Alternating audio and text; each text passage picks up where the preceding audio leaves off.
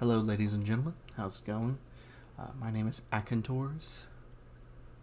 Today I'm going to be talking about the stats of the game, just general criticisms I have of Helldivers 2. I'm going to pull up Steam here, and as you can see, for Helldivers 2, I have over 1,169.9 hours. I would try to play more, but the game's buggy as all get out right now. That being said, I feel like the developers are missing a lot of things. A lot of people are going to talk about technical debt. Technical debt is very common. It's, people have been going on and on about it. But one of the things that I feel people haven't been talking about is a lack of a cohesive vision. So before I get into everything, let me explain what I mean by that. One of the problems I feel like Helldivers 2 has is there's not a cohesive vision as to what the game should be. You can obviously tell that people in charge of balancing want a more grunt fantasy, but the game doesn't support a grunt fantasy because you can't have large teams, swarming the map, so it's only 4 players, which more feels like the Marines, if I were to compare it to like a real-life army, like, a branch of the army essentially, not, this, or branch of the military, I should say specifically, not this, grunt force essentially. So unfortunately, I feel because of that, a lot of the balances and a lot of things are kind of all over the place, and priority hasn't been given to enough things. Furthermore, I think that with a lot of changes to weapons, enemies, etc., they'll make them feel brand new and keep the game alive long enough for them to make changes, because there are a lot of changes that need to be made that are really bad, some that are less, but I'm going to go over them. Some of you can see right now in the general criticisms, but I'm going to go ahead and really break it all down and help you understand specifically why these things are bad. Keep in mind that if you hear someone argue realism in games, I'm of the opinion of essentially this. First off, the only realism that truly matters is relative realism. But if you're trying to mimic real firearms, one of the things I hate the most that people get wrong about firearms is the gun itself is just a platform for the bullet. The bullet is what determines the damage. The platform, or the gun, is what determines how recoil is handled, the overall handling, how easy it is to move about with, as well as how good it is to handle, ejecting the rounds properly, easy reloads, attachments, etc. So think of it more of like the gun being like a printer and your bullets being like printer ink. So that being said, let's go ahead and get started into all of this. The first thing I'm going to talk about is general criticisms. The first one being aiming. I don't like that there's 2 reticles, the circle and the dot. If the circle is where the shots are supposed to be, we only need the circle. If you would like people to choose between a circle or a dot as their reticle, sure. But I don't need both. It really makes it a pain in third person to aim for headshot, much like a red dot sight that's got too much going on. It makes it a little difficult to see what you're trying to shoot at. That's why a lot of red dots in real life are just a simple dot, and that's it. Also, this is going to go into a later issue talking about sway when I get to the weapons, but the circle reticle needs to be fixed instead of veering off into Africa when in firefights. Part of this is due to sway, but I think also part of it is just due to like some general issues with some guns. 2 prime examples of sway happening really badly is with the crossbow and the Talon. They will veer off into Africa and just completely miss what they're aiming at, despite the fact that you're like aimed directly forward.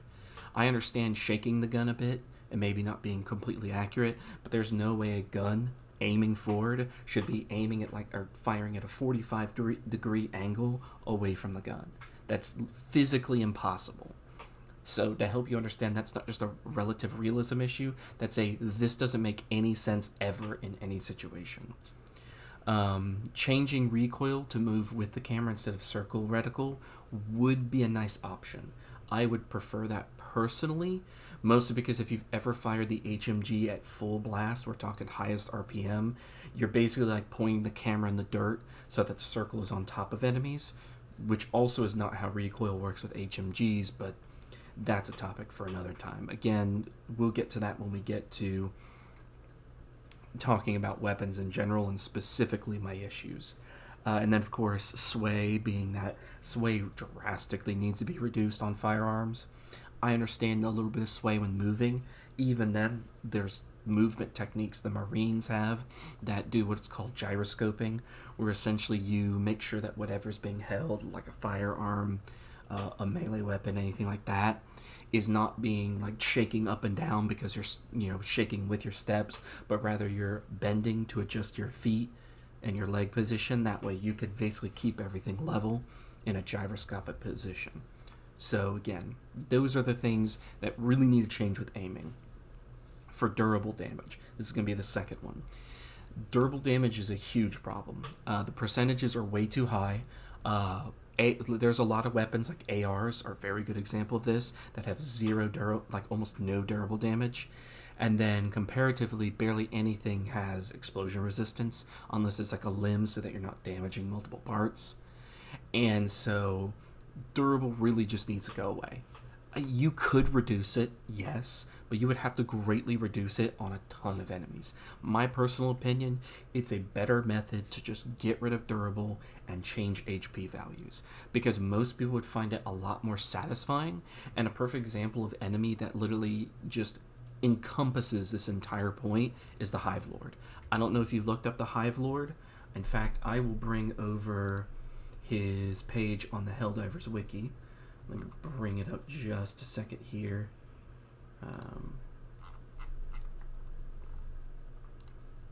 I'll bring it over so you can see. So here is the Helldivers wiki, and as you can see, do you see durable percentage at all? No, you see 0. That is precisely, and I mean precisely, how enemies should work. If you want the part to feel durable, give it more HP. It doesn't need to sit there and have this crazy durable percentage, because then what ends up happening is you screw over weapons. Like, for example, I mentioned up there, you can see gunship engines and the lead connector from Warstrider. If you've ever shot at a gunship engine, know that that thing has 85% durability percentage. 85, even more than the leg connector on the Warstrider at 80. That is absurd. That is ridiculously high. Definitely needs to go down. If they're going to keep durable, then it needs to drop to like 10% or some really low percentage. The problem is they just throw durable on everything, and it complicates everything. I feel like the only time durable kind of works is with laser weapons, but you kind of mess that up. So I think your best solution for that is just to make it where if you were to remove durable, you could make it where laser weapons don't maybe have the same pen levels as other weapons. Things of that nature, or different attributes like stagger, over penetration. Like if they shoot the leg of a hunter, they're only going to break the leg. They're not going to be able to pierce through it. They have to destroy the leg first, etc. There's a lot of different things you can do to balance. I feel like the Talon is probably going to be the only weapon that's going to make durable damage hard to balance. There's still some weapons that need their pen levels improved just because of how terrible they are, but I need you to understand that there are better ways to handle that imbalance, and I think the problem really is that durable damage just ruins in general how things work, and it just makes things feel really bad. So I think the best solution is just to remove it. It doesn't really have any place in the game. It doesn't really help. The only thing you could possibly do is just lower the percentage. Because if you keep it the way it is, it's just going to make a lot of weapons feel terrible. That's why, like I said, you have several weapons that feel like they take forever to take down a gunship. That's why it takes forever to kill a alpha commander or a hive, the commanders like heads, whether the low rank or high rank version. Like popping the head just is harder because of the durable percentage on the head. It just doesn't need to exist. I mean, another example of an enemy that's perfectly fine without it is a Hive Guard. There's no durable percentage on a Hive Guard. It's a big enough threat on its own. I do not understand why you can't just make more enemies like that. Anyways, rant over, talking about penetration levels now. So here's where I make a concession. I would allow durable damage to stay if these penetration level changes were made. And this is why, like I said, the point is to try and counterbalance things. You don't have to change this if you completely get rid of durable. If you do not get rid of durable, then penetration levels have to change. Now, obviously, there's too much of a punishment for having matching pen levels. For those who don't know, you do 50% less damage when you do the same pen level. So if you hit something with medium pen and you have medium pen, you're doing 50% of your total damage. And also, if you're doing durable, that's half your durable. That is really bad. There's obviously no bonus for a stronger pen other than just you do full damage, and light pen just feels obsolete. So in order to make this work, you would really have to change how they work. I would personally make it so that like 50% level, 50% at one level higher than your pen level. So like light pen would do 50% on medium pen targets, and then maybe you do more at a level above. What you could do is if you're matching, if you want to balance it a bit more, you could make it where when you match the level, you do 75%. I'd be okay with that. But there needs to be a better value for doing the matching levels than just, you do way less damage. That just doesn't make any sense. That being said, again, this is if you don't go into removing durable. If you remove durable, then really all you need to do is change certain enemies. Like, you don't need to spam hive guards that much. Again, if you do bring up hive guards, it's okay. But even then, like, I would probably not spam hive guards if you're going to sit there and not make changes like this to pen levels. But I think the most balanced one, while also still being okay with removing durable, is the whole, 50% at a level higher, and then you could make it where it stops at like anti-tank, where like basically if they have tank level armor, it doesn't matter if you don't have the matching pen level or higher, you just can't do damage to it at all. I think would be a better trade-off. That way it would signify how much better the tank armor is, like it is in real life. That being said, moving on, we're going to go to weather. All weather is not created equal. I think Sandstorm and Snowstorm are two best. If you've ever tried to sneak in one of those, you could literally do it in a whole objective while all the enemies are there, and they'll never notice, because you can just walk around crouching and they basically can't see you. It's crazy how much you can get away with. Heavy rain isn't very common, which is unfortunate, and then fog/spores is rarely beneficial to players. Like, it doesn't have the same sight debuff as like nighttime does, which is terrible to me. It should, but regardless. And then smoke doesn't work very well. Smoke, this includes like from fog, smoke grenades, the orbital strikes, the eagle smoke. All of these need to function better. They need to work like a snowstorm or sandstorm, where if you're in the middle of them, well, maybe not for fog, but at least for the smokes, those need to basically make it like the sandstorm or the snowstorm, where unless they're touching you, they can't see you. And it doesn't matter if you had them aggroed in combat, they shoot where they last saw you, not where, they think you are.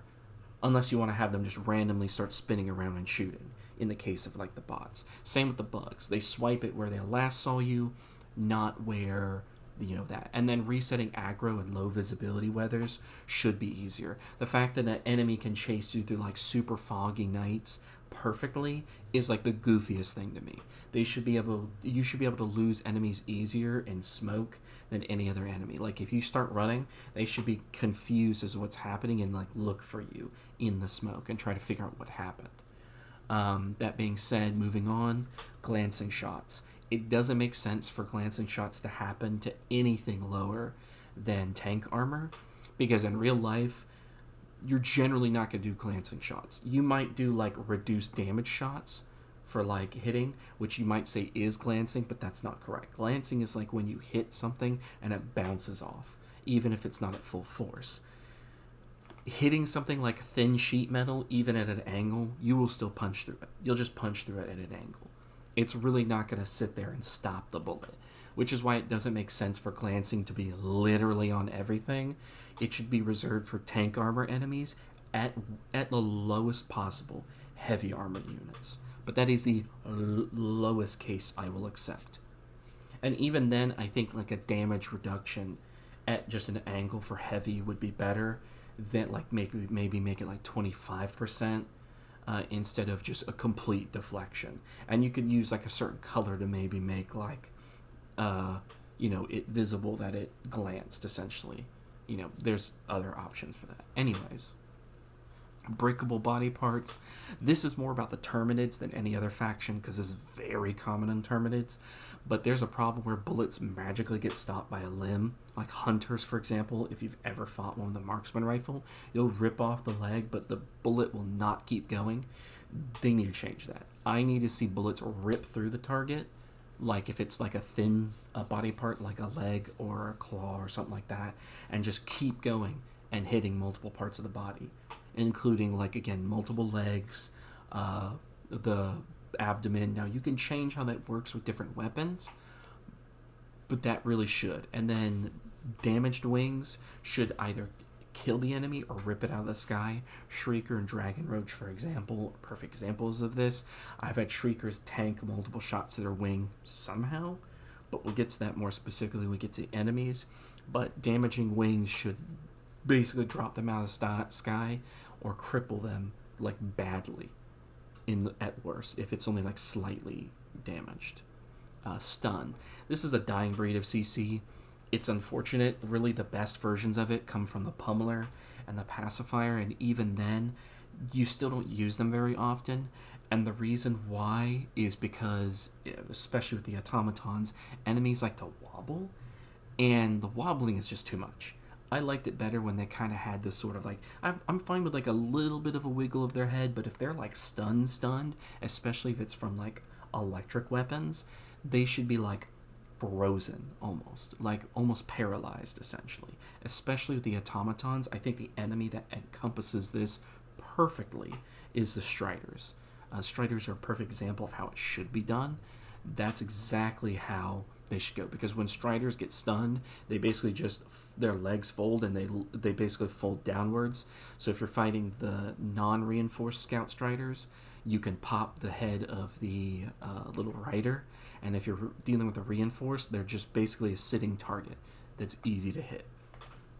So again, outright lessen the wobble, outright remove it from bots. They should go into a shutdown state just like those Striders. Okay, now for spawners. Spawners should reduce overall patrols. I'm fine with reinforcement still being the same. You can change it if you'd like for certain enemies, like maybe bots and squids unaffected, but maybe reduce the overall amount of bugs from bug breaches. But it definitely should reduce patrols, period, across the board, no matter what faction. And then I think bug holes should be closed when hitting the lip. So like the ships, the squid ships and the bot fabs, you should be able to damage the lip of the hole and close it. There are explosive weapons that do that, but that's because their radius is large enough and they're actually hitting the hitbox in the hole. They're not hitting the hitbox outside the hole. I would much prefer it, especially whenever you have one of those glitch situations where the bug hole has like ground that's protecting it from being able to throw a grenade in there, which does happen. Stealth. As previously mentioned with smoke, enemies should be made aware when grenades and stratagems are used, but not immediately know where you are. So like, if you use a grenade or you use a stratagem, some enemies might go into that, little alert state. Like if you fight the automatons, you hear that, oh, and their like eyes glow, and you see the little little searchlight things come from their eyes that they're looking for you. That should happen, but where they heard the explosion. If they see something die, they should probably do that little thing I see the basic troopers do, where they kind of wander around a certain area where they saw the death and try to figure out what happened. They shouldn't just magically know unless they see you like up close doing it. So like, for example, if they see you throw it, that's a different thing. But if it happens from a distance and they didn't see you throw it, then they should sit there and, like, a good way to show that they've seen you throw it is making that noise as you throw it. Lets you know, okay, I was too close when I threw it. That would also make, inadvertently, the throw percent buff armors more useful.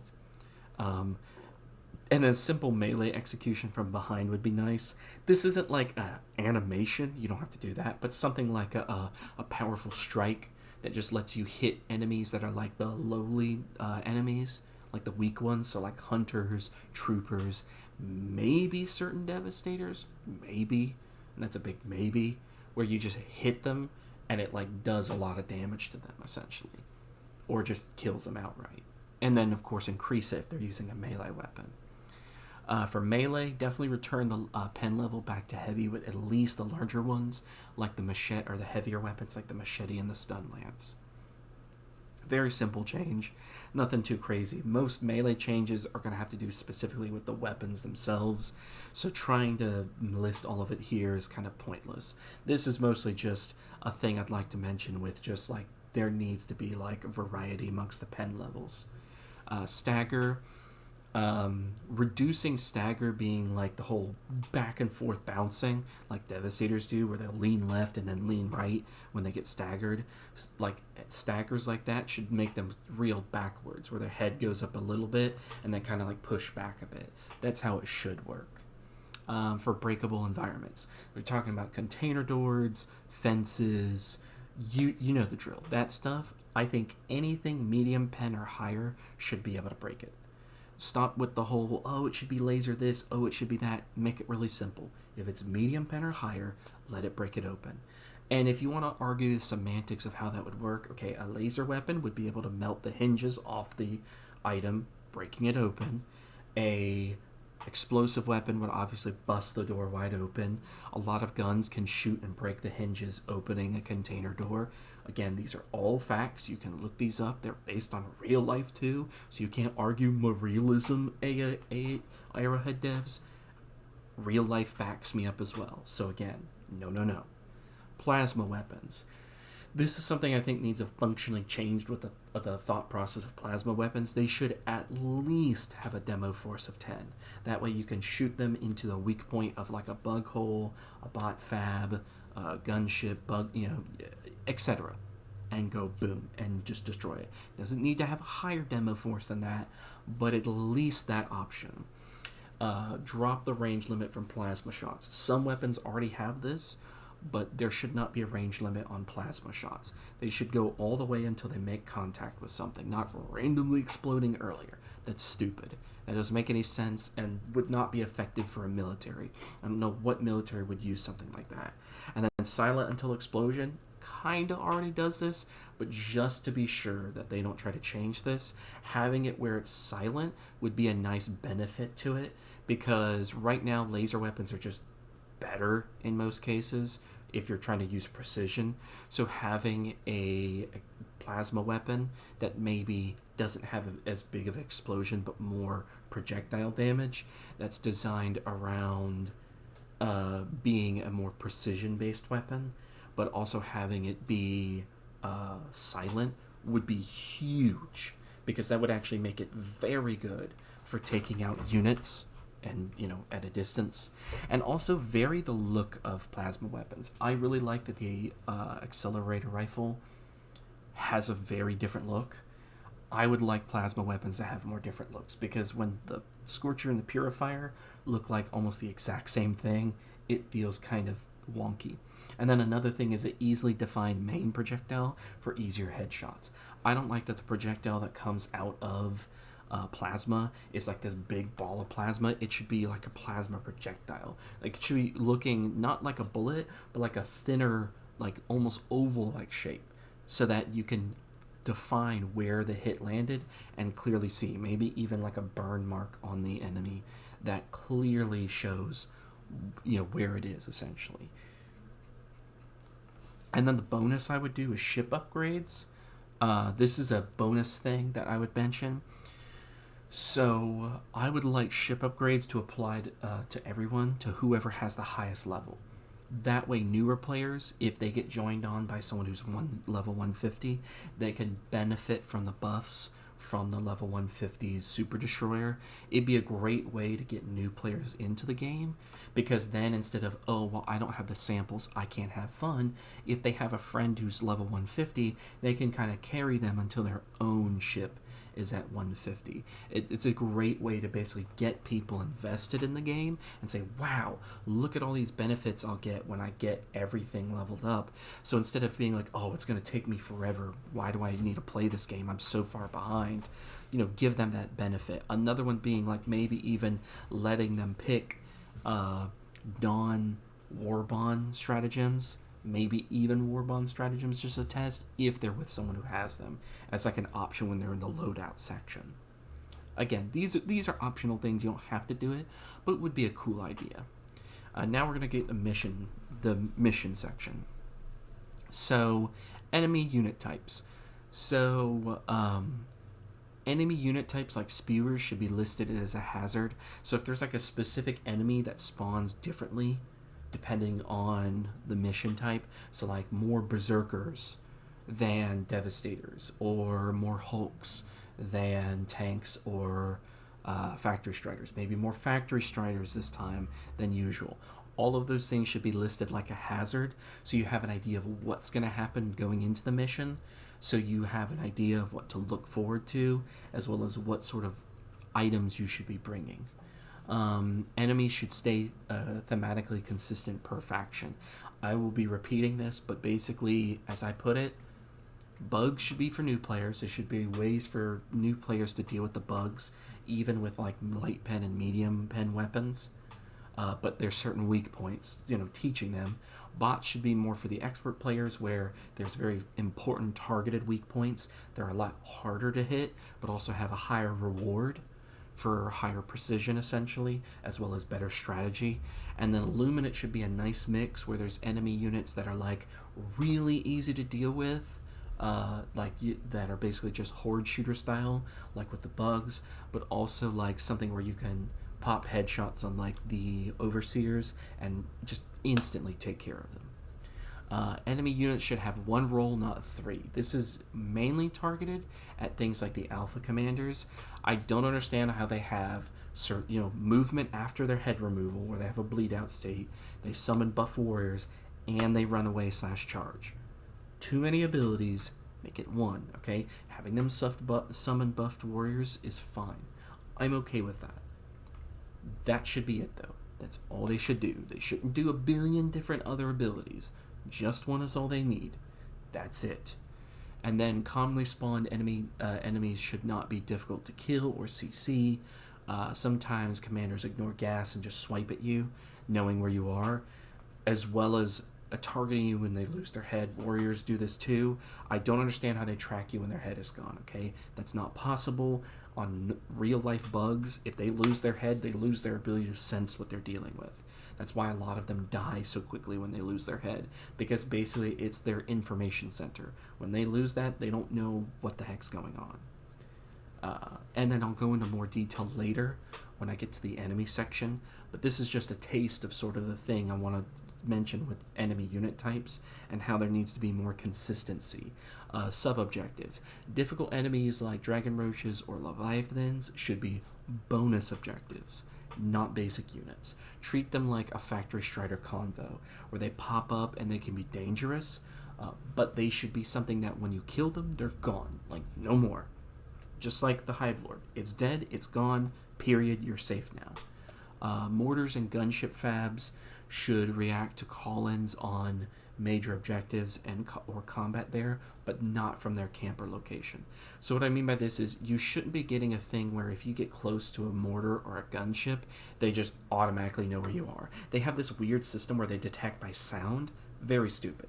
What they should do, or anything that is like this in the future should do, like Shrieker nests and Stalker nests, is that they should react when combat is initiated at a major objective point, like a bug nest, so like any sort of spawner area, like a base, nest, ship, any of those, a major objective, or the other one being like a minor, or a bonus objective, maybe bonus objectives. I think it's just better if they don't work with bonus objectives.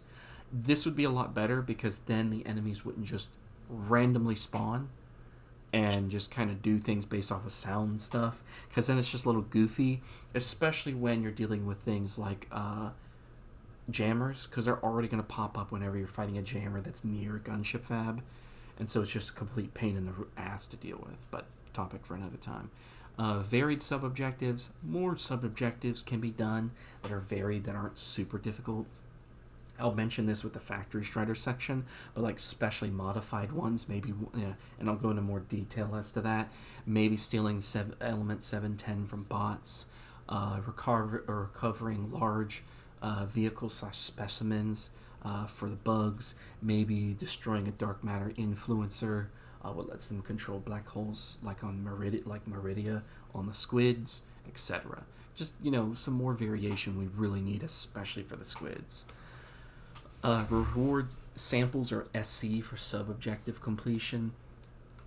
We really need better ways to get samples for new players, because that's a big struggle for them. It's not a struggle for players who already have a lot of their sample goals done, but newer players need to be able to get hold of samples faster and better. SC would be nice, at least on the highest difficulties, but it doesn't have to be anything crazy. I mean, there's only 5. So if you made it like the bonus for completing a sub-objective, that would encourage max level players to actually do it. So maybe like if you have samples maxed out, or like you have all your ship upgrades, you get SC instead of samples. Those are some ideas. But again, you don't have to do this. I'm just saying I think that would be better than like having to rely on the points of interest. But that's just an idea. You don't have to do it. You could even limit it to like maybe 20 SC a mission. At least some SC would be fine, then better than nothing, essentially. Reduce durable for mortars and anti-air. Remove it entirely. I said 50% would be fine, but removing it entirely would be better. Reduce the demo force needed for research station and detector tower down to 40. So if you're going to make it where like a silo, for example, can't kill these things because you don't want the jammer to be destroyed, then keep the jammer to higher demo force. Again, you can either upgrade the jammer to the same demo force as a gunship fab, or you could make it where the rogue research station and detector tower are lower. I would recommend probably upgrading the jammer and then upgrading the silo to 50. That way the ultimatum can't just take care of a detector tower or rogue research station, but in my opinion it should anyway. I'll get into that later when I get to the ultimatum, but I understand why you might not want to do it. Allow stratagem balls to land on the base of a detector tower. So this is an issue that I have a lot, is that the detector tower, if you try to get anywhere near it with a stratagem ball, it tends to just bounce like a country mile away from the detector tower. So you kind of have to land it on the ground near it instead of on top of it. I would prefer if you threw it at a detector tower, it would land, like one moment it touches it, it would just stick. Like just get stuck and immediately start up the firing. That way if you're doing like an orbital laser, orbital gas strike, any of the other ones that can destroy it but needs to directly make contact, it would be easier for those. That way everybody doesn't have to run a 500 kg, because it feels like a 500 kg is like stuck in loadouts because of changes like this. And then reduce the durable of spore spewer and shrieker nests. Like I said, remove durable. I don't know why Spore Spewer and Shrieker Nests are so durable. It defeats the purpose of them being able to be shot by things with like lower pen values than anti-tank. They're fine with high HP. If you feel like the HP value is too low, that it's getting destroyed by basic gunfire, okay, just give it more HP then. That would be the easier solution. Anyways, points of interest. Either remove weapon drops from point of POIs, that's like your support weapon drops. Upgrade the options to proper anti-tanks, so like the spear, the recoilless rifle, the wasp, the spear gun, etc. You could just do spear, recoilless rifle, those are fine. And/or include anti-tank options laying in the bunker, like how the shovel does, especially at higher difficulties. Like if not at lower, definitely at higher difficulties. Point of interest do not need an insane amount of guards. I don't understand why random points of interest have like a tank turret sitting on top of it, as well as like a bunch of enemies around it. That doesn't make any sense to me. Like, what? To guard a sample and some super credits? That's stupid. That doesn't make any sense to me. There really shouldn't be a lot of guards around those. Maybe like one or two enemies, just random enemies, are fine. Even like none for some things, like the grave site of the little grave that you see has two enemies on it. Why? Why are there enemies on points of interest? That seems nonsensical. Like, I legit want someone to tell me from an army perspective what would be the purpose. Like, I understand maybe doing that for a bunker, but when the bunker has more reasonable amounts of enemies around the point of interest compared to like the one with the tank turret that has like the crate, the little steel crate that you can open, the heck is going on? Mission stats include heavies and elites killed, completed or assisted sub-objectives / objective clears, teammates stemmed or resupplied. Really helps into that sort of helping out the teammates. That's what those three are there. Damage done would be nice, so that way if you're not getting a lot of kills, but you're helping with damage, that would be super great, especially to fix the issue with fire damage where you count that as a kill even when you don't get the kill shot. But if you were to show instead damage done, you would see just how much you assist, as well as like assisted kills, spawners destroyed, bug holes, bot fams, squid ships, etc. And then possibly headshots would be a fun one, but not necessary. A bonus true Helldive is what I'm calling it. You can call it whatever you like, but it's difficulty 11. Here's my take on what you would do with that. You could either make it a custom mode where people can kind of choose from like different modifiers that make the mission harder, or you could make it where it's a modifiers that change daily that are special mission modifiers for like planets, and they're meant to be like really hard, and they reward special bonuses like super credits or samples, and like a lot of samples. If it's gonna be samples, it's gotta be a lot of them. I'm talking like 30 rare, etc. Stuff like that. And then like special surprise enemy appearances, like maybe a Hive Lord, maybe Dragon Roach sub objectives, etc. Like anything that's not normally gonna spawn on that. Maybe even sub factions like the occasional Rupture enemy would be a cool idea. But again, that's an idea. Now going to boosters. So this is a section that's very important too. Optimization. So this is the booster that has to do with ammo, stims, and grenades. All that should be baseline. Why do we have a booster for that? Very stupid. Better change. Make it so that you increase the amount of ammo you pick up from the resupply and the small yellow ammo boxes. Way better way. That way it's still useful, but it's not broken. Like, you have to have optimization. Vitality, we should be reverting the health changes back, as well as adding on to that with how much vitality gives you. And then instead, just make it where vitality increases the amount of stims you get from a resupply box, and then increases the amount of stim boxes you can find, so you spawn more of those. Expert extraction pilot. You could do different things. A lowered extraction time isn't really significant. I think the better solution would be to make it where instead of it lowering the time limit, make it where you can activate it and then let you run around and explore the map, so that way the extraction can happen while you're gone, and then the ship won't land until you're within range. This way, what it does is it because basically it does this already when the timer runs out, and at 40 minutes. So if it can do this already, why not just make the booster do this? That way, if you want it where players can explore the map, or if you want to activate it when mission objectives have been done, so then that way the ship is already down and ready to pick you up, essentially, that would be a better solution. Firebomb. I really hate this and the other pod upgrade.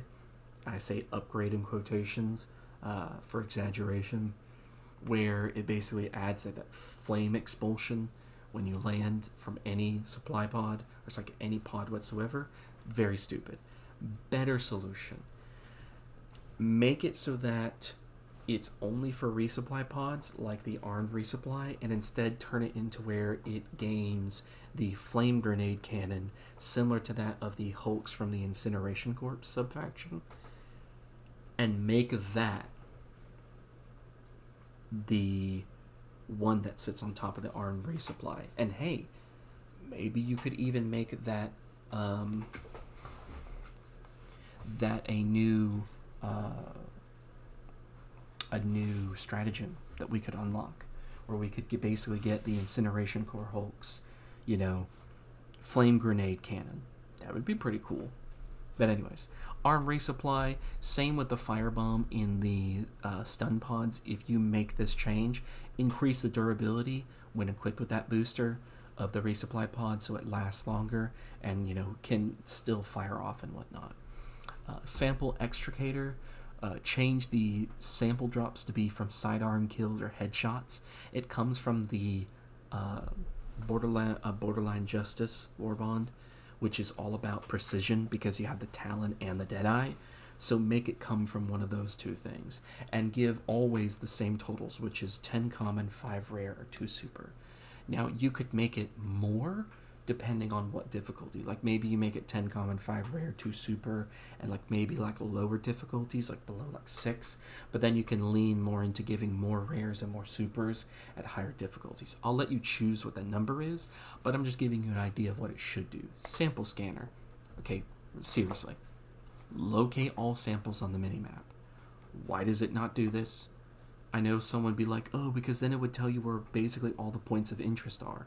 Yeah, that would be a really good ability. It's not going to tell you all of them unless you spawn samples on every single point of interest, but it will give you a good amount of them, and that's kind of what it should do. It should be very useful. You can keep the twice sample thing if you want. I don't really care for that. I think locating the samples is infinitely more useful. It makes it a lot easier to track. You know what's going to give you more samples, and it makes farming that stuff far more efficient for players.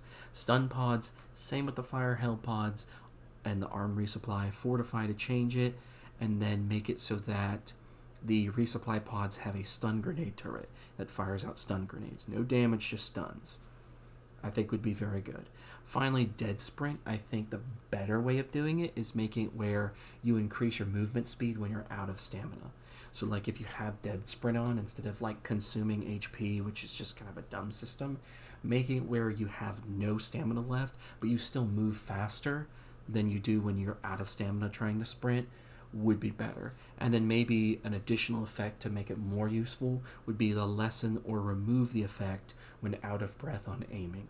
So if you stop while trying to regain your breath while aiming, instead of shaking violently like you do, lessen or remove the effect entirely with that booster.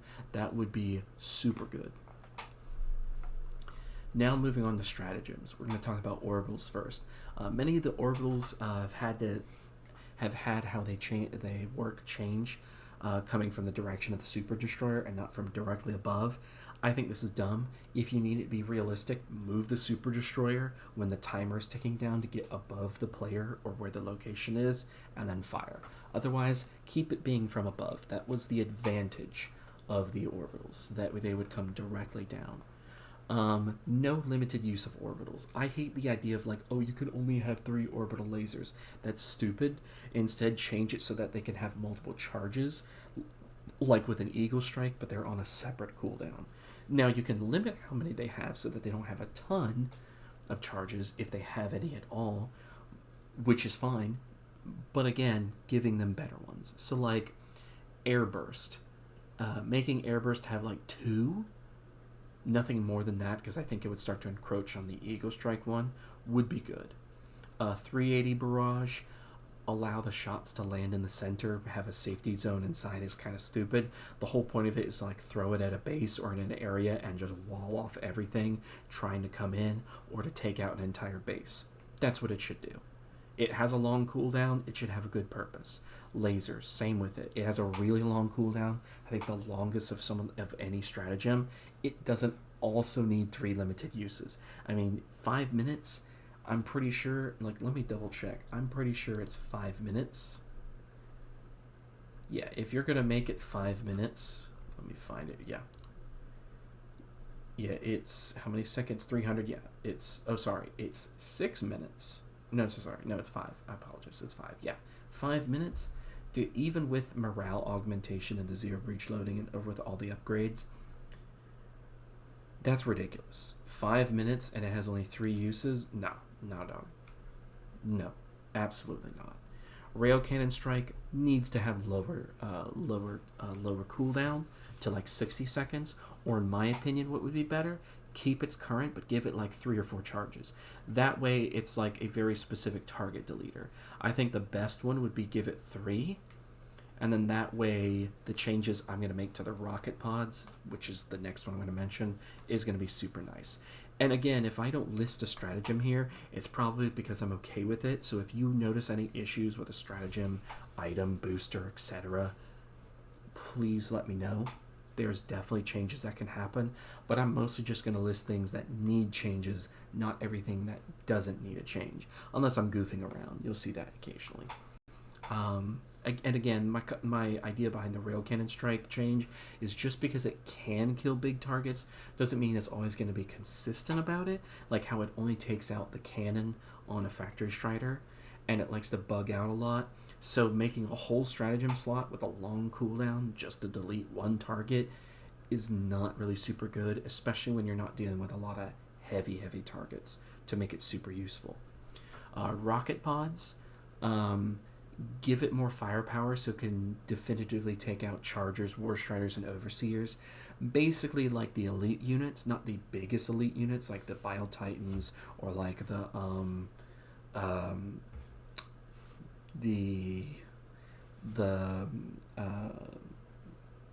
trying to remember off the top of my head here. So like Bile Titans, Dragon Roaches, Factory Striders, this stuff like that, it's fine. But taking out the cannon on a Factory Strider would be pretty nice. I do mention that, I think, later. Yeah, taking off the Factory Strider top cannon in one go. Have it prioritize tank turrets and bot fabs if those are nearby.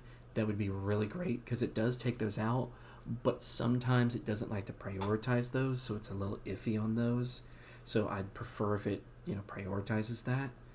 And giving a more definitive range, like maybe a circle that shows on your HUD what's affected, would be nice. Making sure it always one taps bot fabs would also be important. Sometimes it can not take out a bot fab in one shot. I don't know what's causing that. Just look into it. And then upgrade the charges to 4. So then that way when you have all of your charges, you have 5 like strafing run. Because if you don't do that, what's going to happen is strafing run is just going to be superior. Because strafing run can not only take out some of the larger units and some small enemies, but can take out bot fabs and a lot of these other things like tank turrets in one shot because of the way the strafe works. So having the rocket pods be a more definitive delete that heavy enemy option for things that are just like the heavy elites but not like the big elites like the major units would be perfect. That would be exactly what it should do. Now for emplacements, for HMG emplacement, more ammo or a shorter cooldown and then less recoil. Really simple. It's going to be a similar issue with the why the less recoil thing is asked for is the circle thing I mentioned with before with the HMG itself. We'll get into that more when we get to HMG. But just so you know, shield relay, I don't think friendly pods should damage the shield. If you're going to let it, probably reducing the cooldown or keeping the health higher would be better. One of those two. Grenadier embattlement. That's that little wall with a belt-fed grenade launcher, or the grenade launcher. Don't make it where it's, reloading it like a turret, like the turret on the FRV. Make it belt-fed. Let it just mag dump all its ammo. Why? Why is it not doing this? Anyways, Tesla Tower. Make it way more sturdy. Make this thing an absolute tank. Like, it should be the tankiest emplacement that you can put. Like, absolutely be able to tank several melee hits for, like, Bile Titans and Chargers. And then stagger and stun should be really high. That way, if something gets close, it should be stunning and staggering it, like, pretty hard. Machine gun sentry, way more ammunition. That's really all it needs. Gatling sentry, make it heavy pen. You can upgrade the ammo if you like, since it has a longer cooldown, but it basically should be like an upgrade over the machine sentry for a penetration level. Otherwise, it's just basically a machine gun sentry that lasts longer, which to me is just a dumb trade. It really is. All mortars, future and present, try to change it so that if there is a enemy target, that it tries to prioritize landing like behind the enemy and away from players. So if like a player is near an enemy, don't try to land it in between the player and the enemy, because that's going to kill players most of the time. Try to have it land like where it aims for the enemy, so that it ends up landing like close to or behind the enemy. That way, if you're getting chased, it's going to hit the enemy, but not below you to smithereens too. And then maybe make the explosion radius a bit larger to compensate for that. You can test that to see, but that's my only suggestion for that. Flame Sentry, I think, would be better if it just fired the flame grenades from the Incineration Hulk instead of the basic flamethrower. If you don't want to make that change, then greatly increase its range, like double, maybe even triple from its current. Make it immune to fire damage, and make it way tankier. Again, if it's going to be a more melee-focused one, it needs to be tankier. Laser Sentry, immune to explosion damage, or at least greatly reduce what it takes. Upgrade to anti-tank when it fires off the laser, and then more turret health. Not at the level that Flame Sentry or Tesla Tower has, but definitely better than what it has. FRV, just more health. Oh yeah, non-weapon support strats. Just make it more health, nothing too crazy. Harder to flip from explosions. The smoke prods from planets can flip the thing, it's a little ridiculous. More ammo for the HMG turret, or in my opinion, just make it belt fed, so you can just mag dump the whole thing. Would be fine as well. And then less recoil from the turret. Again, it's placed on a turret, should not have crazy recoil. Still some, but not crazy recoil like it currently has. Ballistic shield, better ragdoll resistance. So if something hits you that should ragdoll you, basically, maybe it just staggers you instead. Like that little stagger thing when you get hit, or you kind of like look up and whatnot. And then possibly immune to smaller explosions like Devastator rockets.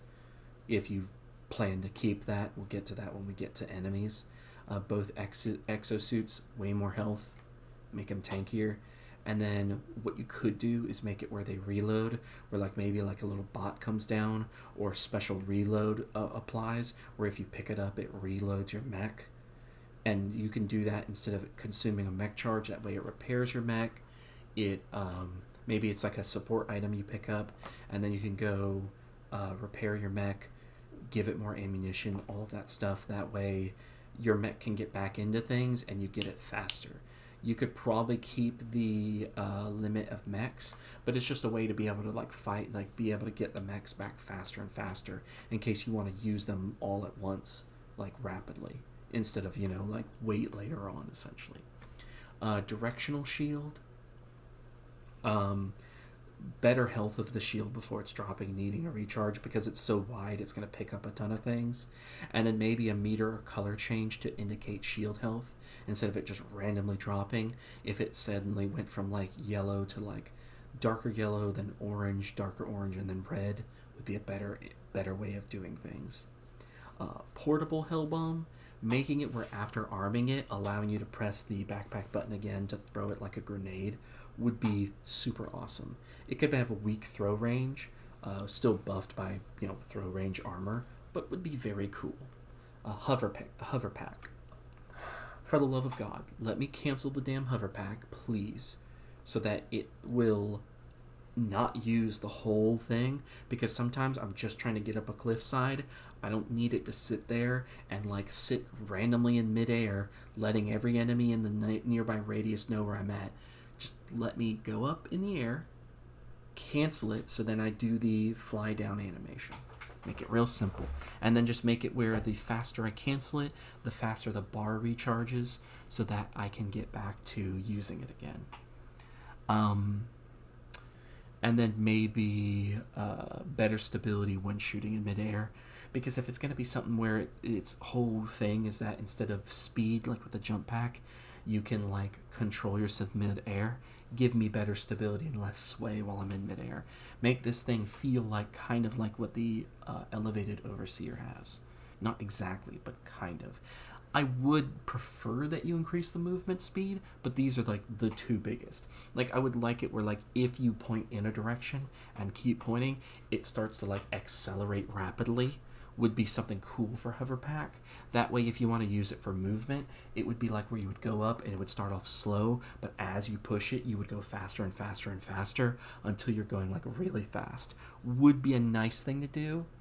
I would actually prefer that more than the stability. But if you're going to keep it slow, improve the stability so shooting in midair has a purpose outside of just using the grenade launcher or airburst. Run true flag. Very easy. Make the pole be a special tech pole that holds the flag, that has like a special function. It could be things like health regen, damage buff, immunity to ragdolling, damage reduction, slowing enemies. I mean, you name it, pick one of those. Function also works on the user's back and then also triples the range when placed. So 20 meters around the player, maybe 60 meters when placed, and then helps you cap flags faster on, flag capture objectives. The warp pack. Reduce the sound profile. You can test this. I have video clips. I might intermingle it into this video. But somehow you can be heard a whopping 110 meters away from mobs. I've tested this on automatons. They can't see me, yet the moment I use a warp pack, they turn to look in my direction like they heard it. I'm not sure what they're on. I don't know what they're doing, but it's like the most bizarre thing ever. I don't really understand it, so definitely could be changed there. Solo silo. Look, I'm going to be real here. I think the demo force should be increased to 50. We can already trivialize jammers with Hellbomb backpacks. It's already hard enough to place this damn thing down with it getting destroyed due to the fact that it counts like a turret does, and enemies want to destroy it. And then I think if it's destroyed, it should explode the payload. Look, if something destroys it, it should go kaboom. Simple as. I would prefer it that way. That would make sense. But if you want to keep it where it gets destroyed and then it goes defunct, then at the very least, especially because I have to trade my support weapon for this, I should be able to destroy jammers with it. It has a long cooldown. It doesn't need to sit there and also have, on top of the long cooldown, the inability to destroy structures. If you really want jammers to not be that crazy, jammer range should be reduced then. Otherwise, in my honest opinion, having something that's basically a screw that jammer option would be perfect. Especially because of how hard it is to use. Like, if you're close, it'll basically just knock you on your butt or kill you sometimes if you're too close. So again, having it, destroy jammers wouldn't break the game. Especially with the long cooldown, that means that either you're gonna have to approach another jammer at some point, or you're just using it to get rid of like one specific jammer that's maybe in a pain of the ass spot, like over the objectives, or like I mentioned before, if you have several jammers surrounding a bot fab. That happens a lot. Because otherwise, if you don't do this, what people are just going to do is they're going to do what I do sometimes, where they'll have the Hellbomb backpack as like an optional thing, especially because the mission will never tell you if there is a bot fab or jammers with the mission info, which is really stupid when you see like 3 jammers. Like, how could you not notice that when scanning from orbit? That seems really stupid. But again, so unless you're going to give us that information where I can immediately know that there's a jammer in the mission, I think it'd be necessary to at least let the silo do something other than just be a high damage thing, because right now its only purpose is to be used for command bunker missions, which is pretty weak use. I'm not gonna lie. Anyways, moving on from that, we go to the weapon support stratagems. The machine gun. This is going to be a common theme with a lot of weapons, but you should be able to reload it while moving. If I can do it with the stalwart, I can do it with this. Now, if you want to make it where there's a slightly slower moving speed with the machine gun, even when sprinting, that's fine. And I'm fine with you adjusting it based on how heavy the support item is. But I don't really think there should be any support stratagem where you have to completely stop. Now, make it where you move slowly is okay. That way it encourages some movement, allowing you to kind of adjust if you do use it. But again, just depends. AMR, fixed scope drag. This is an issue that's been happening with the DCS as well. We'll get to that when we get to it. But for some reason, it has like super low levels, like where basically the drag just cannot keep up with the movement. And then give the gun a reticle in third person. If the spear gun can have a reticle in third person, the AMR should. And then give 2 mags per yellow box, not 1. Very simple changes. Okay. Recoilless rifle, same thing as mentioned before. You should be able to reload it while moving. It's fine if it's slow. You can determine the movement speed if you're reloading it. Flamethrower, if the damage nerf stays, add some additional CC to it, maybe making it where the enemies are blinded so they don't know where you are and they kind of attack where you were. Would be a pretty good idea, especially because you probably can't see very well if you're on fire. That's just an idea. Otherwise, maybe giving the damage a little bit of a boost, like increasing the flame type as well as the damage it does on flamethrower would be kind of nice. HMG, return the durable damage or lower the durable damage percentages, and I think you could make the recoil handle a bit better, because again, it's really ridiculous how bad it is. Even real life HMGs are not this bad, but increasing it would probably be better. And maybe even increasing the damage. Again, this just depends. You'd have to run some testing. But again, it depends on what choices you make. If you're not going to change the recoil, change the damage. If you're not going to change the damage, change the recoil. Choose what you want, but pick one of them, okay? You can't have all of the worst stats, essentially. Airburst rocket, again, let me reload it while moving. Easy peasy.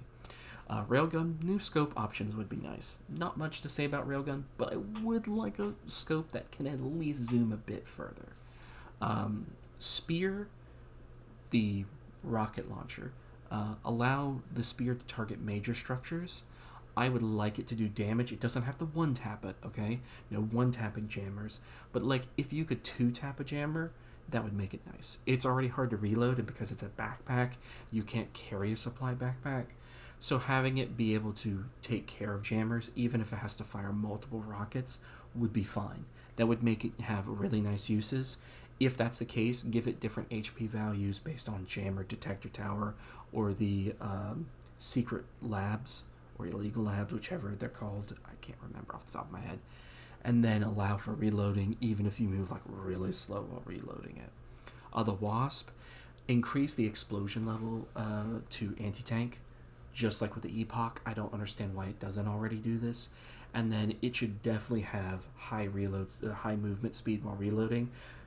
I'm sorry, but like the payload to put into the Wasp is super small, like a small canister. Why can you not move while reloading? So dumb.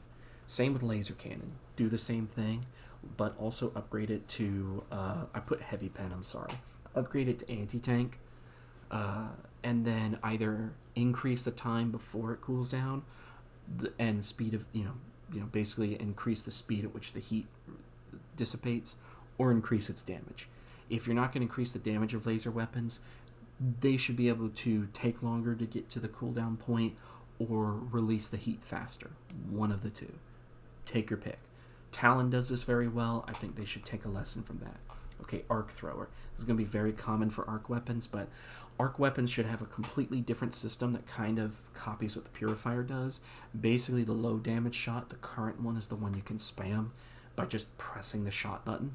Second level should do higher damage and chain to more targets. And then the last level should instead fire a precision bolt that does like directly hits in a direction, and then can go 200 meters out, does really high damage, possible stun or stagger can be kept, but it takes time to charge for it. Charge levels can be similar to Railgun if you want to do that, but I want this thing to hit hard. I just want it to be where like you have to slow down while charging it, similar to that of the Railgun, but not have the range that the Railgun has. That way it balances out. Yeah, it's infinite, but it doesn't have the range. Still letting it be strong. At least enough power so that if I charge it to full, the full for the 200, I should easily be able to one-tap a Hulk Eye. I should be able to delete gunships, whether it hits the engine or not. And then I think it should at least be able to kill Bile Titans pretty easily with a few headshots. Like 2 or 3 would be a good number. Sterilizer.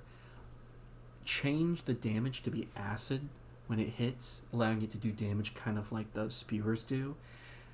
and then make that acid damage heavy pen. And then what I would like to see change is if you spray a target, it gives the acid debuff along with the gas one, where it drops the armor level a whole stage on the enemy. I think this would be a great way to make the sterilizer a good support slash damage unit like the spear gun is, which we'll get to here in a minute.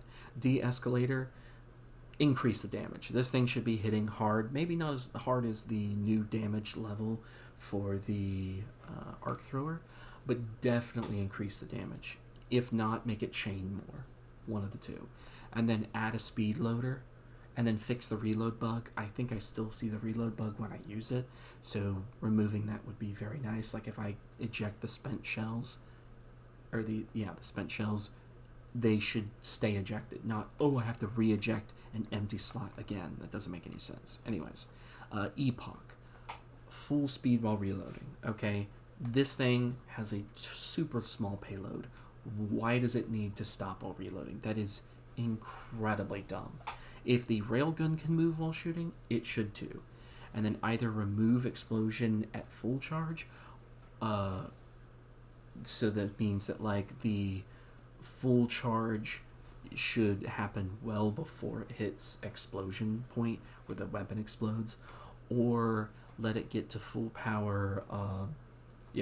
Let it to get full power long before the explosion, or just make it where it can't explode in your hands like the railgun does. Again, it's really stupid that we have another railgun-esque weapon, so if it's going to do that, it should be able to reach full power long before. After all, the whole idea is that you can't move into position with the full charge. There's not a safe mode like on railgun, so I think it would be infinitely better if it just didn't explode. After all, it takes so long to get to full power, it would be better if it did something like that. And then add 10 demo force for spawners. Let it be able to shoot into a spawner, just like any plasma weapon should, as I mentioned in the general changes. Spear gun should have a total of 20 spears, not 12. If it's essentially a railgun fired in permanently safe mode, it should basically work off that. So 20 total spears would be perfectly fine. A gas cloud should be the same size as the gas grenade, and then more range before damage drop-off would be nice. Projectile drop and speed is fine, just a damage increase at range.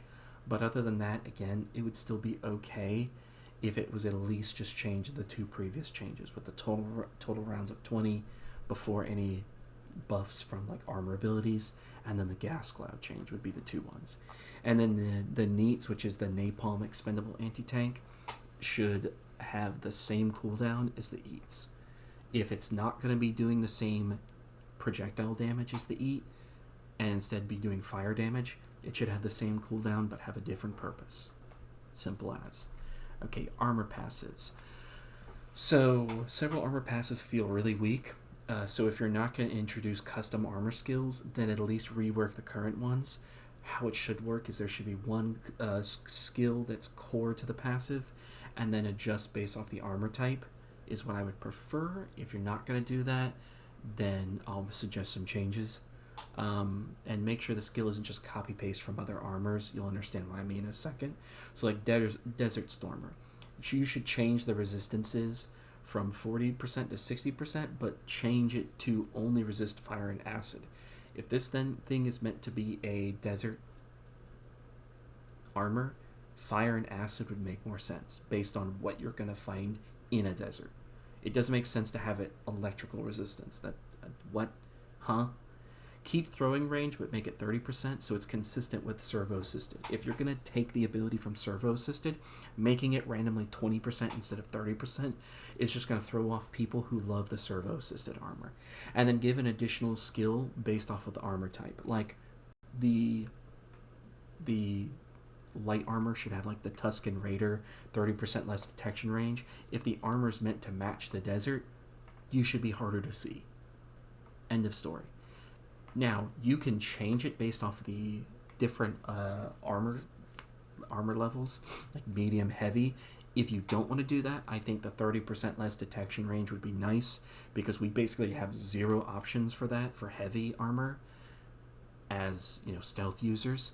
And to have another armor that has different abilities than just the radar one would be super helpful. Seriously, we really, really need that. anyways, medium pen, you could the medium one you could do 20% faster reload speed, heavy plus 2 stims, or armor padding, whatever you want to do. We'll get to that bridge when we get to it, but at least the 30% less detection range. If it's going to match the desert, you should be harder to see. End of story. The reason why I mentioned the resistances is that they really only shine very well because we don't have a lot of enemies that use arc-related damage, and we don't have a lot of enemies that use the other types of damage unless they're on the bugs. So resistances aren't as strong as they should be, and there should be more specified resistances, and those that are specified shouldn't just be like, oh, that's it, that's all the armor has, because that's stupid. That doesn't make any sense. So giving more to the armors so that you have a reason to pick them outside of, ooh, it has a fire resistance, or ooh, it has an electrical resistance, would be important. But we'll get to those armor skills when we get to them. Again, and I mentioned if it's only one additional skill, make it 30% less detection range. Its desert armor should be good for hiding in the desert. Feet first, I think a better change to it should be that if the point of interest appears on, if the point of interest is within your normal radar range, including if you use the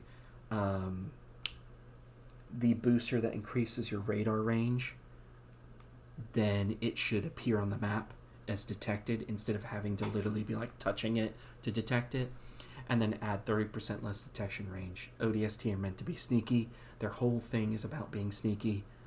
Give them 30% less detection range. Adreno Defibrillator. Dude, what is this armor ability? It's so terrible. Let me do it way better, okay? Remove the res and instead make it where it has a long cooldown. It can be like 4 minutes, whatever, of where it saves you from death, instantly uses one of your stims, and it doesn't heal if you don't have a stim, and then have a brief protection from impact damage when the death save is activated. So if you take lethal damage from a rocket or something that makes you go flying, and then you hit the ground, you should just die.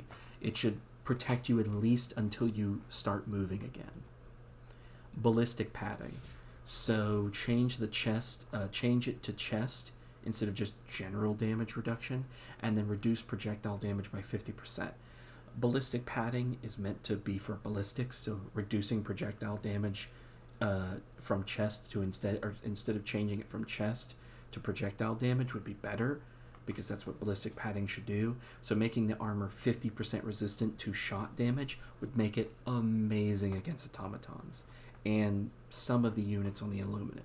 Very good. Maybe even certain spewers. We'll get to that when we get to it.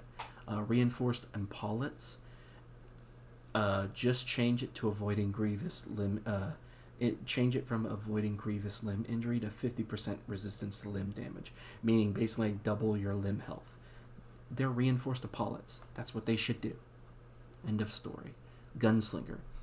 Make it so that sidearm reload speed is increased to 50%, up from 40%, and then make it where it increases your holster speed for all weapons, not just sidearms. If you're about a gunslinger, you should be able to holster your weapons faster.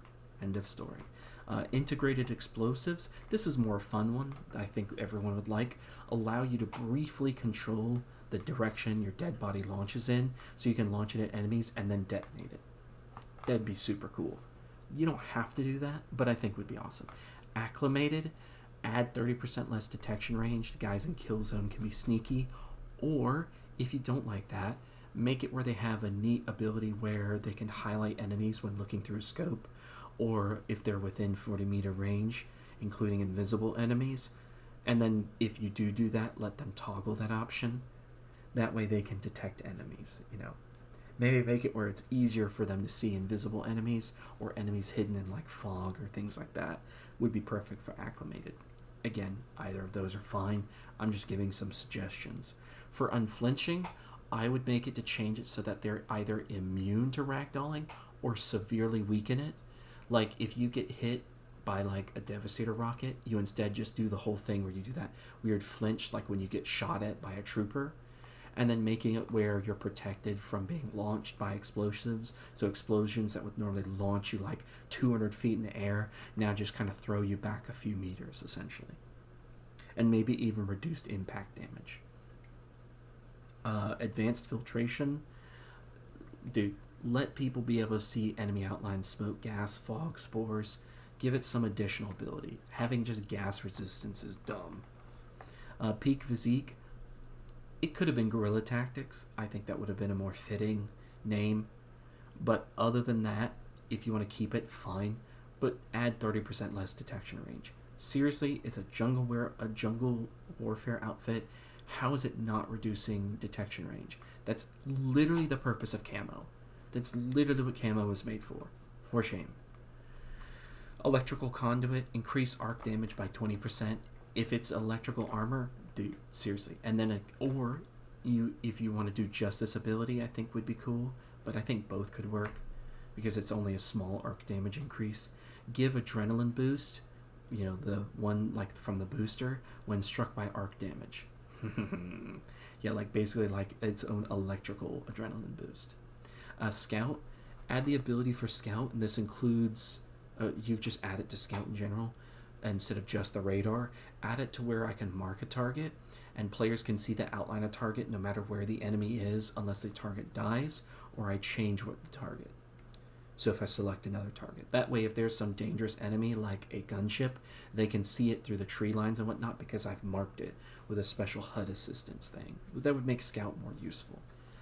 Servo-assisted, change limb health to immunity to leg and arm injuries because they're robotic limbs, and then increase melee damage by 50%. Again, mechanical limbs, they should hit harder. Democracy protects. When it activates, the ability should give you immunity to impact damage until you regain control of your character. So it should give you complete immunity to impact damage. I think just making it immunity to impact damage in general would be perfect. That way, if you get launched and you survive a launching from an explosion, you don't take impact damage. I think that would be a perfect way to do it.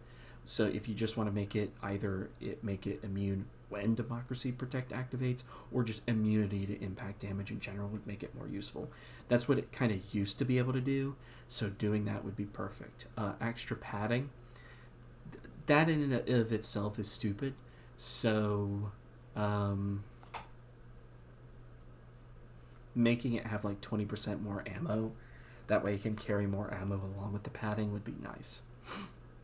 Now here's a bonus one, and this is why I say it's a bonus. Technically, there is a war bond, somebody probably knows exactly which one I'm talking about, that did not have a armor skill theme and just had generic armor skills, which felt really bad and should have had one. So if you want to use it for this war bond, the Polar Patriots, do it. If not, here's an idea for a future one. I mean, Christmas in December is coming up. It would be perfect for this. Reduce detection range by 30%. Sneaky in the snow. Resist all snow planet effects, slow movement, slipping on ice, etc. Perfect. And then immune to freezing. This would be if you want to add a cryo grenade. I literally forgot the O in cryo. I just put cry grenade. Lol. Anyways, cryo grenade, where it freezes enemies and allows you to do a large amount of damage when the ice is shattered, possibly even killing them. And again, I put there, if you don't want it in Polar Patriots, add it for the one that's coming in December. Seriously. And the only last thing I want to mention this, because it has been a problem since day one of Polar Patriots launch. For the love of God, fix the fucking colors on the damn Scout armor. How is that thing blue and orange? That is the ugliest Fruit Loop of a collection that I've ever seen. Okay? It should be light blue and white. I have zero idea why that armor is blue and orange. It is one of the ugliest armors as a result of that. Please, please, please fix the color. You did it for the Tenderizer. Please fix the color for that armor. Make it light blue and white with a dark blue visor. That easy. Holy shit, guys. I mean, if you need someone to test it, again, I am willing to test any of these changes for free, dude. Please, please let me test these changes. I want this game to be better, okay? I make these criticisms, like I showed you, because I have over 1,000 hours into this game. I want this game to do well. Okay. Now moving on to primaries, okay? So, and weapons in general. So primaries. Here's the thing. Weapon attachments are a little funky. I do not understand how there is a handling debuff for having the grips. If anything, grips should make it easier to handle the weapons. Yes, it should make it heavier. You can affect a different stat like drag or something else as a result of that. But if anything, adding a grip should make it easier to control the weapon, both in like moving it as well as handling the recoil. Instead, what I would do is make it where the amount increased depends on which one you use. Like, if you use vertical, make it only 5. If you use angled, make it 10. There we go. Same with recoil control. Angled foregrip will boost your recoil control in real life. I don't know what the basis is for the current one, so make it where it is boosting the recoil control by 5 points instead of the 10 from vertical. Basically, like, you trade the other for the other sort of thing. So if you need more handling, you go with angled. If you need more recoil control, vertical. That's how it should work. Suppressors, really simple. It should make the weapon silent, allowing you to kill enemies so that they can't detect you unless they see the dead ally, just like with melee weapons. If you've ever killed a Hulk with the stun lance, you know exactly what I'm talking about. I don't care if you're hitting the enemy, they shouldn't see you, or they shouldn't be able to do anything until they can see you, or the enemy alerts everybody else. One of the two. Suppressors reduce the spread, but also the spread of the gun, so basically making the grouping tighter, but also reduce the damage, so maybe like the damage takes a slight hit, so that would make sense for why the M7S has 70 damage, but I'm giving you just an idea as to like, okay, it's doing like 70, and it's doing like 10 damage lower. It could be whatever number, 10, 20, you make up what it is. I think minus 10 is fine. Anything above that's a little too excessive. But the idea here is that adding a suppressor should make the grouping tighter because it makes the barrel longer. But the difference being is that it's taking away some of the momentum, so maybe some of the damage takes a hit if that's how you want it interpreted. Any weapons that had attachments before the attachment update should have their stats reflect what it is with the attachment that they currently have. Some weapons like the DCS were changed so that their handling took an even further hit based off of the scope it had on. So instead making it where it had its stats of before being the ones it has with the attachments. So that way if you remove the attachments, the handling would only go up essentially, as it should. General changes for, so now we're going to talk about assault rifles. General changes, okay, going to be a bit controversial here, but I think this is where we should go with it. Even with the removal of durable damage, you'll understand why. Increase the damage by 40 for all except the Coyote, okay? Bring it up to the Pacifier, which will be up to 90 with the 40 damage increase. So it should be 90 with it as well, or 80. 80 is fine too. I'll take either. Increase the handling across the board. These guns should handle like a dream. They should not be like big chunks of metal, okay? It's not that hard to hold a battle rifle, which is what this actual weapon category is called in real life, not assault rifle. But again, they should not handle like a 2-ton semi. They should be turning pretty well. I do not understand why the handling is so bad.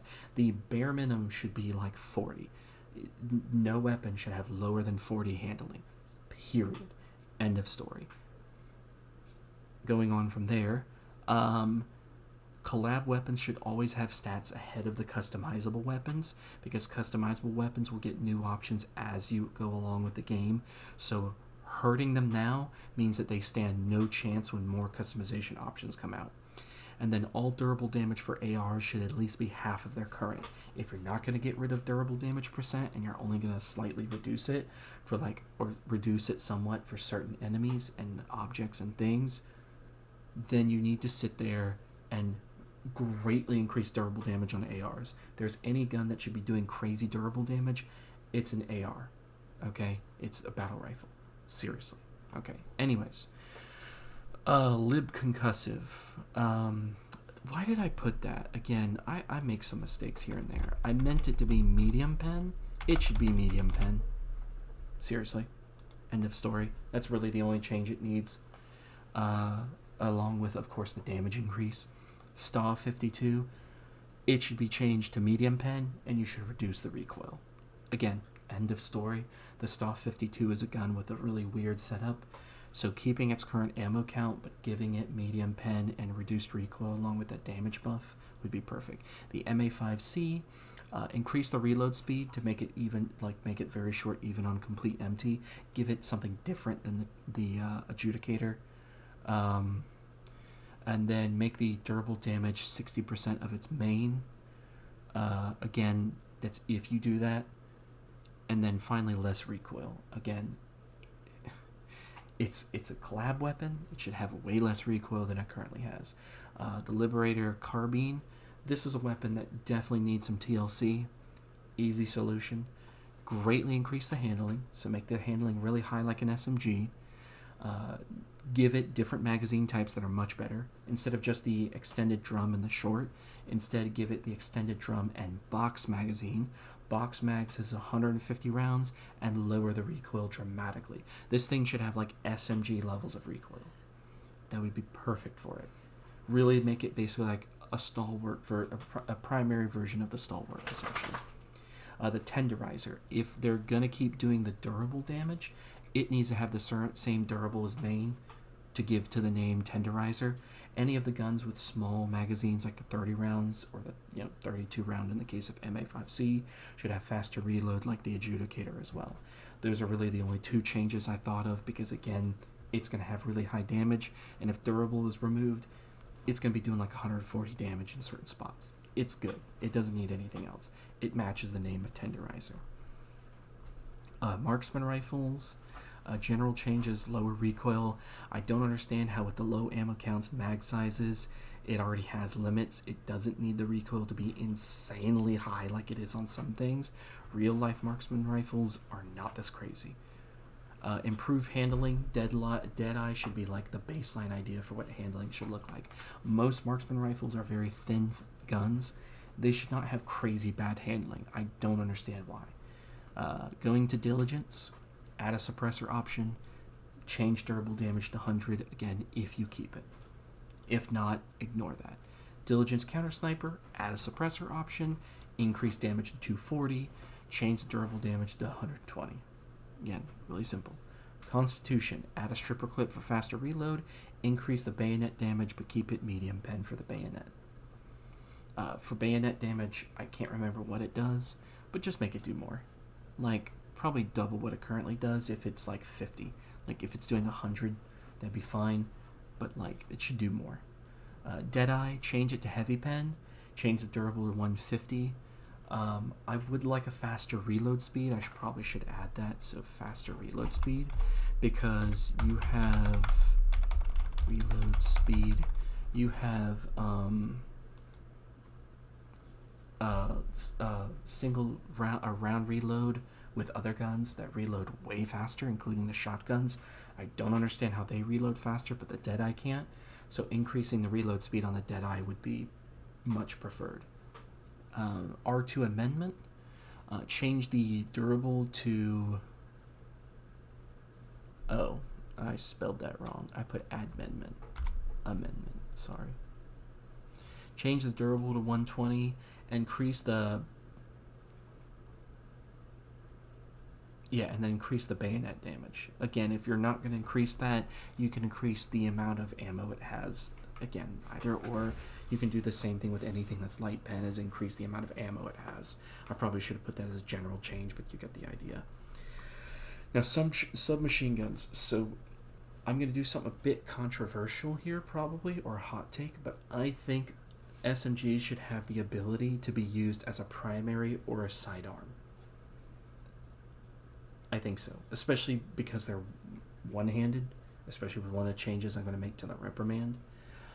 If it's a primary, just double its current magazine count. That would be a perfect way to keep up with the ammo it has. That way, its low damage makes sense. That way, if it's fighting a ton of low damage enemies like your Wilburs, your troopers, etc. It's very effective at that. That way, if you decide to use a support weapon that's more of like a elite enemy killer, like kills your Devastators, Hulks, all of that, like the AMR, then it complements that instead of taking away from it. That way, you can run something like the Ultimatum as your secondary more often. Because right now, the only real reason to run the Ultimatum is if you're running like the Spear Gun or like any of that other stuff that can't really kill a heavy unit that well, and you need something that can do that. Like, kill a War Strider or something like that, which again, really needs a change. But anyways,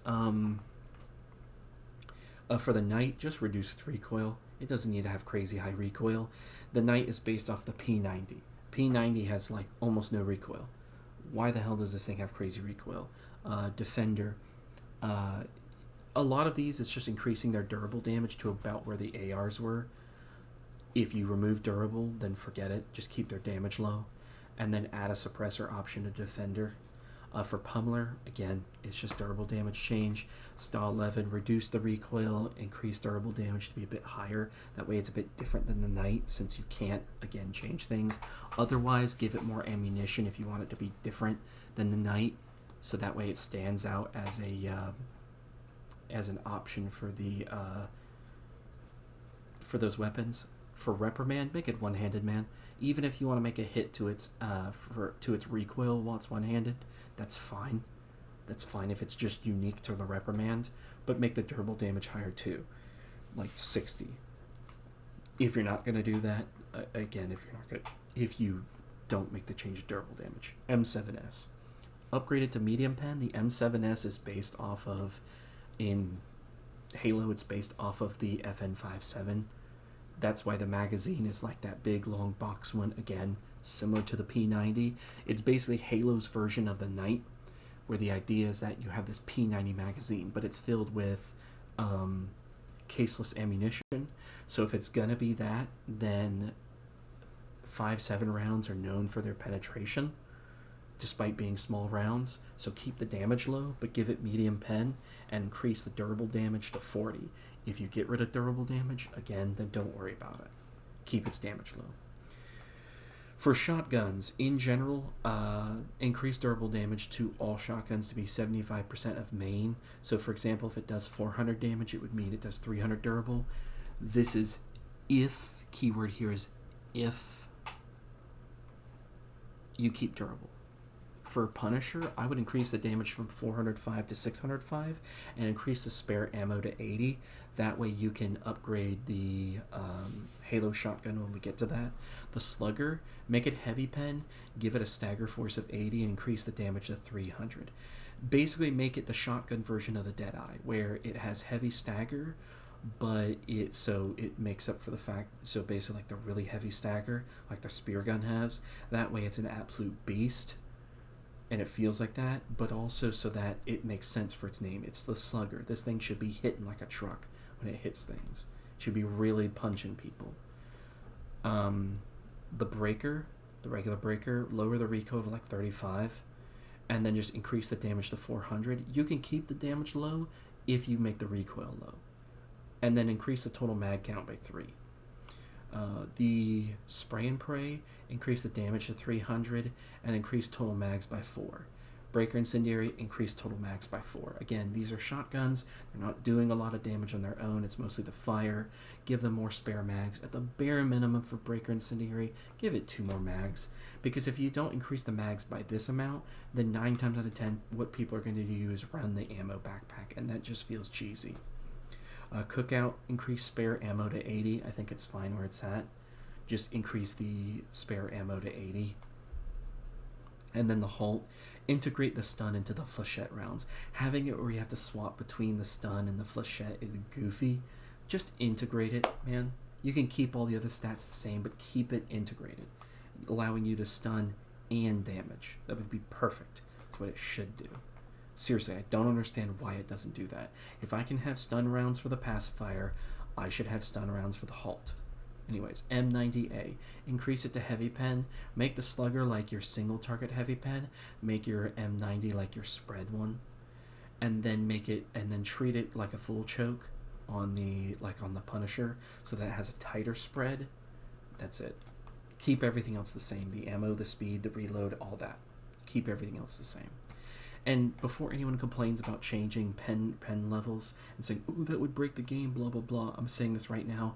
Unless I give a primary anti-tank, heavy pen's not going to do diddly squat. Okay, you have a lot of options that can one tap a Hulk in the eyeball that are support weapons that just do it better.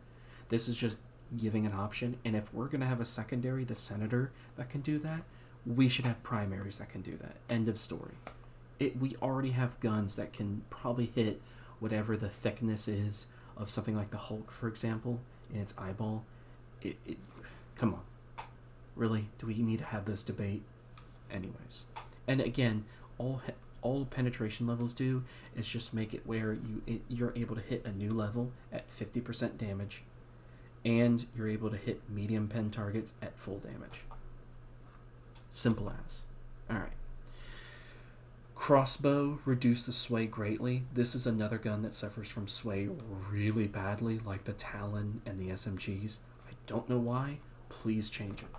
This is really stupid. Like the SMGs, there should be almost no sway. I don't know what crack you're smoking, but it should never have been a problem. Eruptor, really the only criticism I have for it is how the animation works. So these are jet-propelled rounds, and we already kind of have something like that in real life called the gyrojet. And for one, the ammo doesn't need to be ejected, so it shouldn't have an ejected shell, and it shouldn't really have a bolt action. So making it, semi-auto makes more sense. Having it bolt action is confusing, because even the real gyrojet, which remember was a gun made in the 70s, could load the next round fine. It had other issues, but they were completely separate and had nothing to do with, again, the jet-propelled rounds itself and the loading system. Energy-based weapons. Scythe. Increase it to medium pen. Either increase the damage or basically increase the rate at which it takes for it to heat up. One of the two. Make the sway 0. Laser weapons should have no sway. That should be like their big gimmick, essentially. Scorcher, increase spare mags to 8. Increase physical damage to 110. If the Devastator head breakpoint is not changed, we'll get to that when we get to enemies. And then reduce sway to 0.4. It should have really low sway, lower than other weapons. It should be like second to the lasers on sway. Sickle, same thing with the sway. Make the damage 60. Increase accuracy to land exactly where you point the gun instead of have that weird minigun spread, which is stupid, and no minigun spin startup. It should fire immediately. Blitzer, again, allow the weapon to be charged just like the arc thrower. Same thing where first level is the current one, second is a longer but a singular shot that arcs to multiple enemies, and then third level is one that increases pen to heavy, and then very powerful single shot, no arcing. But doesn't have to do the same damage as arc thrower, just give it a little bit of a pen increase. You can do the same thing to arc thrower where you increase the pen level, but I mean, I'm pretty sure it goes already anti-tank, so correct me if I'm wrong. If not, maybe make it anti-tank for the final charge level. That's just a thought. Punisher Plasma. Projectile should be medium pen. Why is the projectile not medium pen? That's stupid. Upgrade explosion to 200 damage and then increase the radius on it. I would recommend 7 meters to inner, 8 meters to out, shockwave to 9. Reduce sway by 0.4 to 0.4. Again, all plasma weapons like that. Increase charge speed. Increase base projectile uncharged to 110. Again, this is so that it hits the dev breakpoint. Reduce sway to 0.4. We'll get to that when we get to dev. You don't have to make that change unless, again, that comes, and I'll explain why. Accelerator rifle, change it to heavy pen. The ammo count is weird, dude. When it only charges, it only has one mode, which is fully charged, and when it fully charges, it fires 3 shots. And you have 9 rounds, and it fires 3. Why count it like that? Count it by the 3 shots being 1. Okay? It's that simple. I don't understand.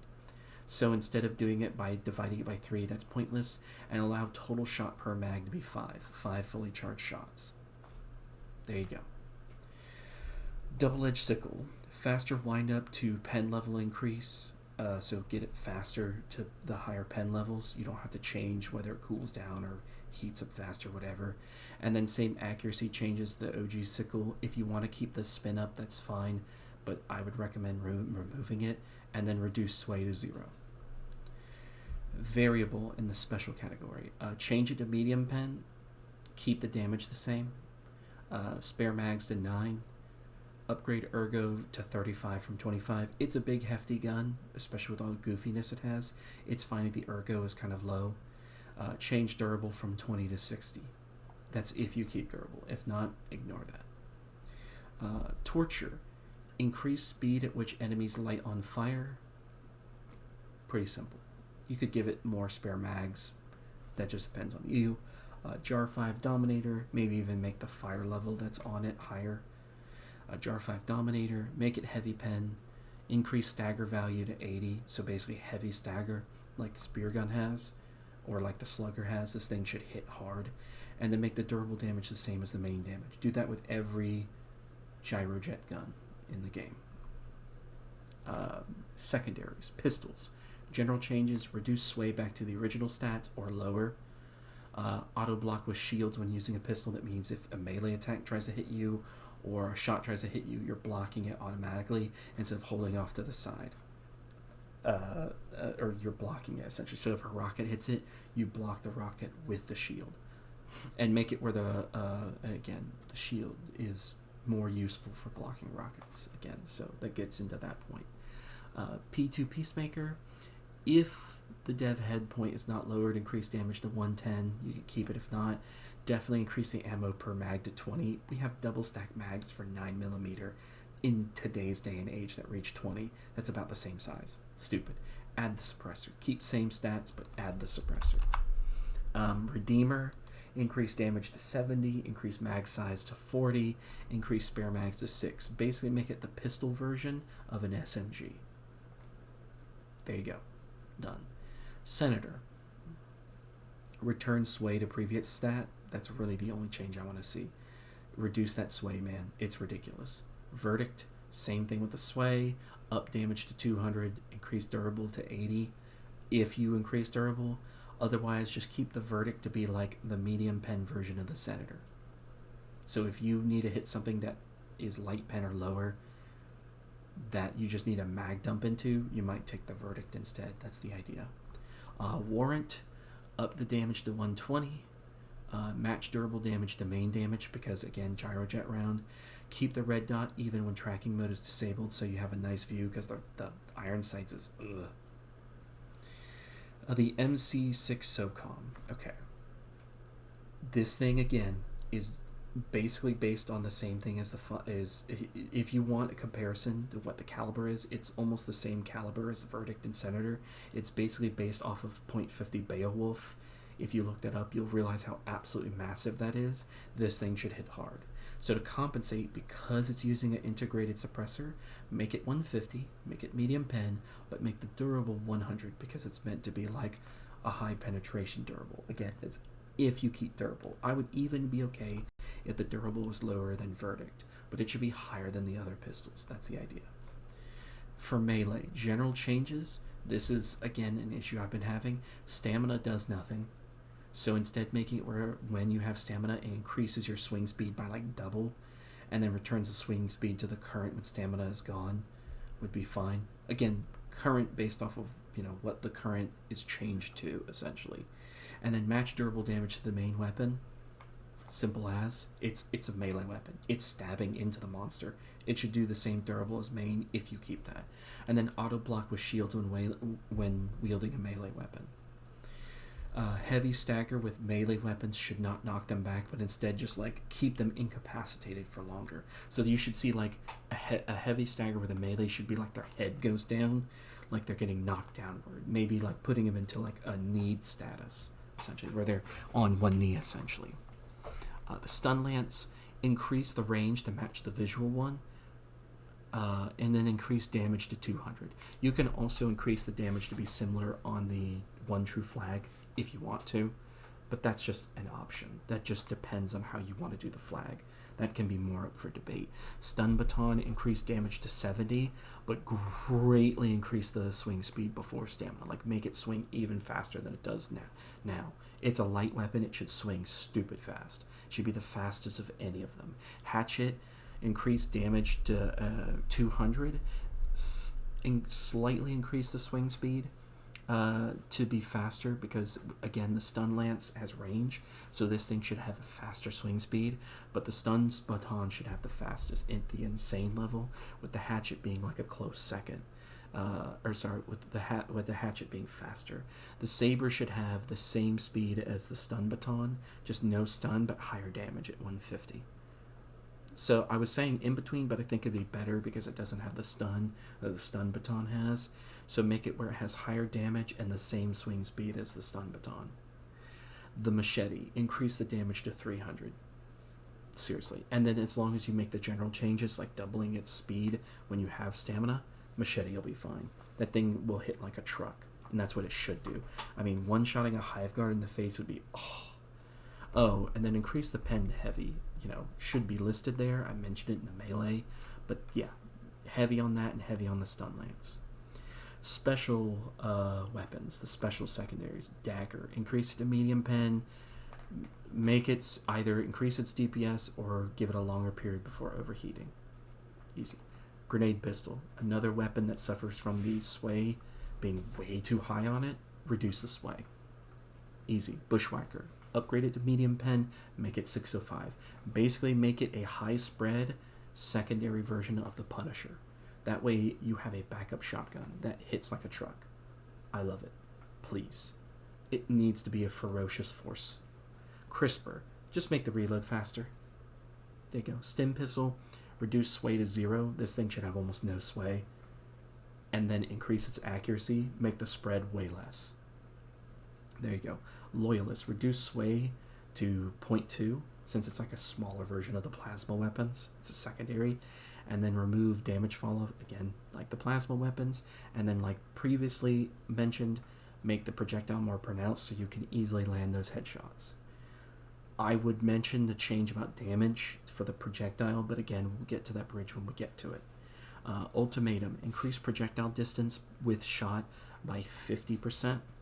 So increase the distance it goes so that you don't have to do the goofy glitches to make it fly way farther, but still give it that same arc, just a little bit further distance is all I'm asking for. Talon, reduce sway to 0. Again, it's a laser weapon. Now down to the throwables. A lot of this is just going to be damage increases, so high explosive. Grenade, 1200, make it up to 1200. G6 frag, up to 900. G10 incendiary, increase it to a total of 5.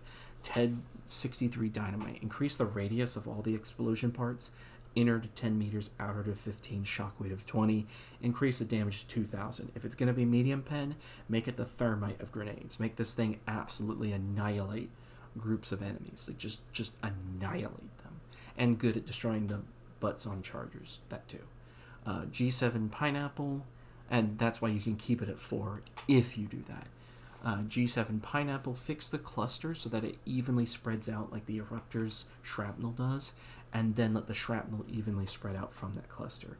If the cluster hits the wall, it's fine. If it bounces, kind of like the NEAT's napalm shrapnels do, and then make it have 5 total grenades. If it's going to be medium pen and it's going to be shrapnel, non-explosion, so it's going to be a bit iffy on how it works, making it 5 would be fine. Anyways, special grenades. Impact, increase the damage explosion to 600. It was only 400. Like, dude, it should be way higher. Change smoke so that's the only grenade that does not alert enemies when deployed.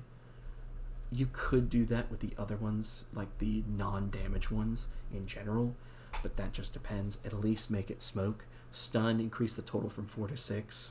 Seriously, it doesn't do any damage. Give me more. Thermite, fix the stick so it actually sticks to targets properly, and then upgrade demo damage to at least close the Bile Titan holes. whatever that amount is, it's the same as ultimatum. So like, seriously, let thermites close bile titan holes. So I usually have to run the ultimatum because of that. Anyways, throwing knife. Either allow you to pick up the knives from the dead bodies, just where if you walk near the dead body of the thing you killed, you get one back. You could do it that way. That's an easy way of counting it. Or refund it if you kill something with the knife. One of the two. Fix the throw. The knife should not be wobbling. It should be vertical. And fix the accuracy. It's like way off several times. It should go where you throw it. End of story. Wherever you aim, that's where it should go. End of story. If it has to come from like the center of the screen in third person, do it. Gas, increased duration to 10 seconds. I think it's like 6 seconds currently. Make it 10. That would be its benefit. Incendiary impact, increase the total to 5. Seeker, increase the total to 6, or give it an alt fire mode so you can throw it like a regular grenade. One of the two. The Urchin, change it so that the stun is a large blast area, so you can throw it in like a mob of areas. So its low count is from the fact that it's doing like aerial denial, so you can lock down an area and stun anything that tries to come in that area. That's what it should be doing. That's what the Urchin should have been doing from the start. The Pyrotech Grenade, just give it a faster throwing speed. For some reason, it kind of floats when you throw it. Make it like it's small. It should just be like blitzed like a baseball, like real fast, letting it go further, essentially. Arc Grenade stays where thrown and then just spams lightning shots that jump. It could do like only one additional jump, and let the Arc Grenade have like 10 demo force. Do like a tiny explosion. Like, come on, man. If you're not going to do that, give it more. Let you be able to carry like at least 1 or 2 additional arc grenades. Enemies. Okay, so this is general changes. I would like durable percents to be gone. If you insist on keeping it, reduce it dramatically. If you do remove durable, you can increase HP. I'll make some suggestions. If I don't make a suggestion, feel free to do your own. I will also talk about subfactions as well as subfaction ideas here that I will give for free. You do not have to pay me for any of this. It is completely free. General changes. Many of the bugs, like hunters, will block shots with their legs, making weapons like marksman rifles a pain to use. Change it so that when I hit the leg, it always over-penetrates. It can hit multiple legs. It can hit the thorax. You name it, whatever. The idea of some changes to the role, again, like Alpha Commander, having a focused role instead of being able to do a bunch of different things, which is stupid. Terminids should take fall damage. If they go off a cliff, they shouldn't just, I walk off of it like vertically like some Skyrim horse. They should fall off the cliff. Give them a recovery animation. They should do that. Same with any enemy like Hulks, you name it. They shouldn't just walk down the cliff edge. They should fall off of it. You should take advantage of big, clumsy enemies. Okay? I'm fine with the really light enemies maybe not getting tricked by that, but heavy or large enemies should definitely happen too. Terminids who lose their heads after they die should not magically know where you are. Warriors and commanders, they shouldn't. I would like commanders. I'll get to that when I get to it, actually. Bug breaches should no longer be, should take longer to summon. So basically when they start to do the little breath that summons them, it should take longer for that to actually summon the bug breach, so you have time to stop whoever's doing it. Since you can't shoot down the reinforcements. Claw strikes should not magically hit the head. They should be aimed at an angle so that they're hitting like, your arms, your chest, all that stuff. Except for maybe elite and heavy units. If you remove durable percent, HP values should change. Some are listed, but feel free to add to that. Just don't make it ridiculous, okay? Fix audio for larger units. Seriously, I'm tired of the sneaky chargers. Fix the audio. The Wilbur is the first one, 1A, the scavenger. This is any small unit like it, like the little acid ones too. Should be the main unit that calls in bug breaches, even on low difficulties, period. Like, that should be the main one. I shouldn't really be seeing anything else on low difficulties. There is another one that at higher difficulties could, but at low difficulties, limit it to the Wilbur. The Pouncer, make this the main one that pops up on higher difficulties. It's harder to deal with than the Wilburs, so make this your main one on higher difficulties. make it so that they're the main units for calling in. You could maybe include hunters too. You'll understand why I say maybe not hunters, but I shouldn't see hive guards, alpha commanders, all of that calling in a bug breach. That's dumb. Make the small units do it, so the reason that way small units have a reason to exist in a group. It's fine if there's a ton of small units so that they can easily call a bug breach or that they call it easily. That's fine, but there should be more smaller units. Hunters. Remove the sidestepping or at least greatly reduce the speed, at least on basic hunters, and replace it with more of the little leaps they do left and right. That way it's a little bit easier to predict their movements, as well as they're not as cracked out as they normally are. And then again, remove the ability to call bug breach. Shriekers, greatly reduce the collision damage when you kill them. Fix hit registry. This is what I was mentioning before with the wings. I'll hit the wings several times, which only have 40 health. Like every weapon should be able to one tap the wings, and yet they keep flying. And I know I'm only hitting the wings because I'm shooting at the wings. There's nothing else you could be hitting. So really need to fix the hit registry. Hive guard, again, should not be calling in bug breaches. It really shouldn't, especially if you spawn them at the level you do. They shouldn't have bleed out, especially if you're spawning them as much as they do. They should just die if you do enough damage. End of story. Nursing spewer, remove the durable percent from the sack. Seriously, 90% durable? Dude, it is a sack containing acid. You should be able to pop that thing and it go boom. Okay? Now, if you want to make it where it just pops and shatters and then doesn't do an explosion damage when you pop it, that's fine with any normal thing that is an explosion. But you should be able to destroy it easily. It's a big weak point, like you would think of in a Zelda game. That's what it should do. Inform the player with a mission effect notification if they're active. Again, this is with any special unit like these that have a chance of spawning on certain missions. Notify the player if it does. End of story. Bile Spewer, head is permanently light pen. I don't know why it changes. Same with the health changes to Brood Commanders and Alpha Commanders and other units where they change health randomly at higher difficulties. Keep the health amount the same, especially with the changes to durable and the damage of weapons. End of story. Brood Commander, limit the roll. Again, if you want this thing to summon warriors, it doesn't need to do a bunch of other things too. If you want to keep the bleed out, do that if you remove the durable damage percentage. Otherwise, remove it if you don't keep the durable. And then if you do remove the durable, increase its head health to like 300. Make this thing a bit tankier. You can adjust the health amount. It doesn't have to be 300. I'm just giving a suggestion. And then the Brood should still move in on the player and not run away like a coward. Alpha Commander has the same issue. It should approach. Now, it doesn't have to do it fast. It should not charge. Charging should be unique to the enemy called Charger. It should just be an enemy that summons adds. And you should prioritize it. And you shouldn't spam it either. Again, Alpha Commander, same thing with the head, same thing with the limit of the roll. Up the head health to maybe 350. You can change that again if you want, if you remove durable percent. Again, only if you remove durable percent entirely. And then again, should not run away like a coward. Stalker. Much like the Hunter, these units love to magically block headshots with their claws, legs, etc. Allow for proper overpen. Seriously. That's the only suggestion I have for Stalkers.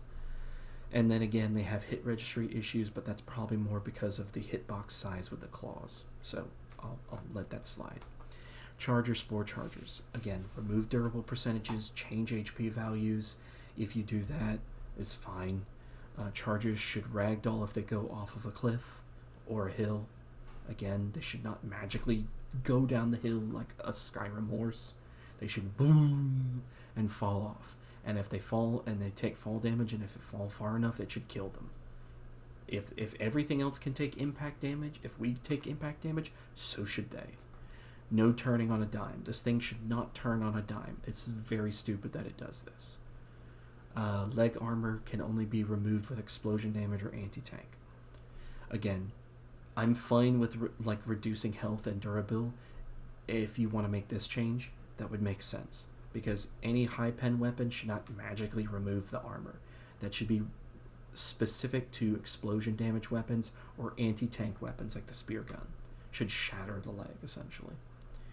Or like the railgun, essentially. That becomes it when it charges up enough. Behemoths. Remove it again. Same thing. Same ragdoll changes. Same turning changes. In fact, make the turning less and instead make it where it moves faster when it charges. Make the behemoth... Its whole bladed head gives the idea that it should be a faster charging thing. Do just that. And again, same change with leg armor. Impaler, same change with leg armor. Allow for the tentacles to break permanently. They don't affect the main health, so allow us to destroy the tentacles permanently. Change head health to... you can lower it if you can keep it low. If you remove durable, I suggest it's 1600. It doesn't have to be that. It can be lower, but yeah, keep it low. Like, just don't make it too high. Bile Titan. Keep the head the same. Tiny head should be much weaker. Seriously, it has a tiny head. I don't know why it doesn't die super easily when it takes headshots. And then again, durable percent removal. Again, leg armor should only be removed with explosion or anti-tank. Dragon Roach, same changes to the Bile Titan when it comes to leg armor, head, etc. Wings should now either outright kill it or ground it. If grounded, it should take some fall damage. Not a lot, just a little. That way it kind of collides the ground, so like reduced fall damage. If wing is not a kill, but grounding, keep the health pool. But if it does kill it, you could slightly increase the health pool of the wing.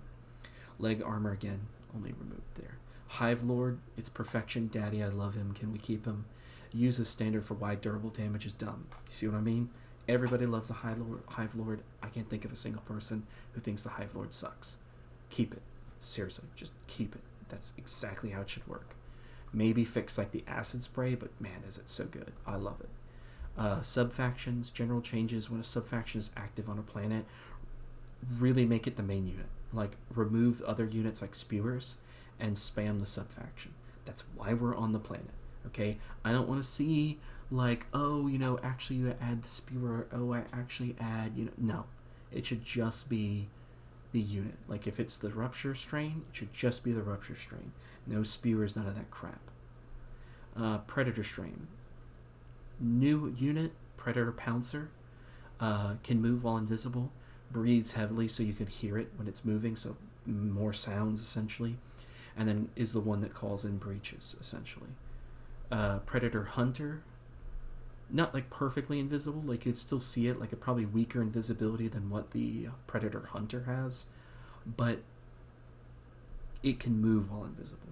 Predator Hunter, keep the breach call ability for just the Predator Hunter, allow for current rapid sideways movement, further differentiating it from the normal Stalker. Main unit even on high difficulties. Again, Predator Hunters are threatening. Let them be threatening. Seriously, give them high numbers. That's the whole fun about the Predator strain. Predator Stalker should be rare, and if you keep the spawn count low, even on high difficulties, you can add back in the stealth function. Like, maybe make it when a breach happens, like 1 per wave spawns. Maybe even less than that, like 1 every other wave. And then on high difficulties, you can make it 1 per wave. Maybe a little bit more, like maybe 2. But the current of like 6 or 8 or sometimes 10 is like stupid. You can end up with like 20 Stalkers on screen. It's dumb. Should not be this many. They are too tanky for that. At least if you don't land headshots. Spore Burst strain, Spore Burst Wilbur. Make them little suicide bombers. Make them rush the enemy and just explode to do extra damage. But, maybe just a little bit more than the current damage they do when they die. Make the warrior try to release spores to hide its movement. And then make the hunter where it lobs spore shots. So make it where its movement is similar to a regular hunter, but to compensate, it tries to do little spore shots that make small spore clouds. Perfect. Rupture strain. Again, general changes. They cannot dig through cement, rock, or metal. It's stupid that they can. They should not. It's already crazy they can do it through walls and on walls and on ceilings. Stupid. Whatever. But again, at least make it so that they can't dig through cement, rock, or metal. Make it where, like, when you move to that tile, they have to jump Maybe make it where they use claws like the head of the claws of the hunter. That's the hive guard to protect their face, and maybe make their claws larger, and keep their claws medium pen, but lower the rest of their pen by one level. Maybe even make the head unarmored. That would be my opinion.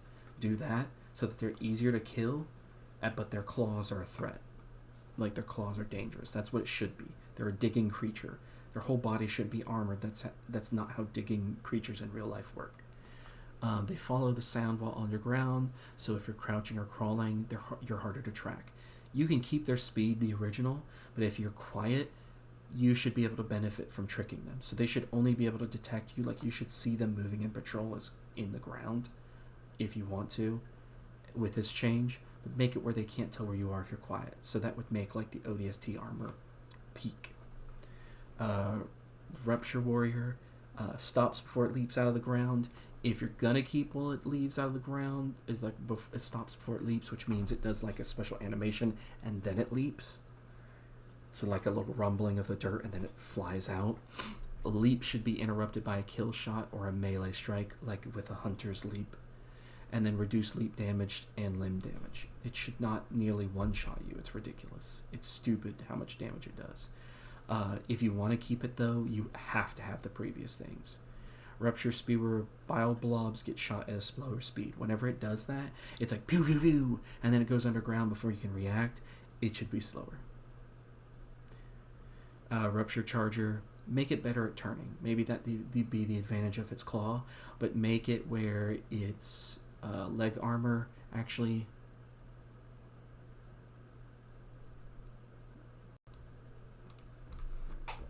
Make it where its leg armor can be removed. Yeah, removed. Make the leg armor the big thing, where the leg is now like anti-tank. But make it where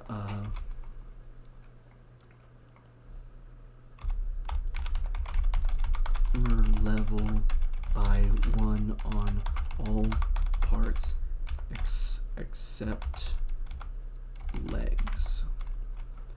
And then change it so that the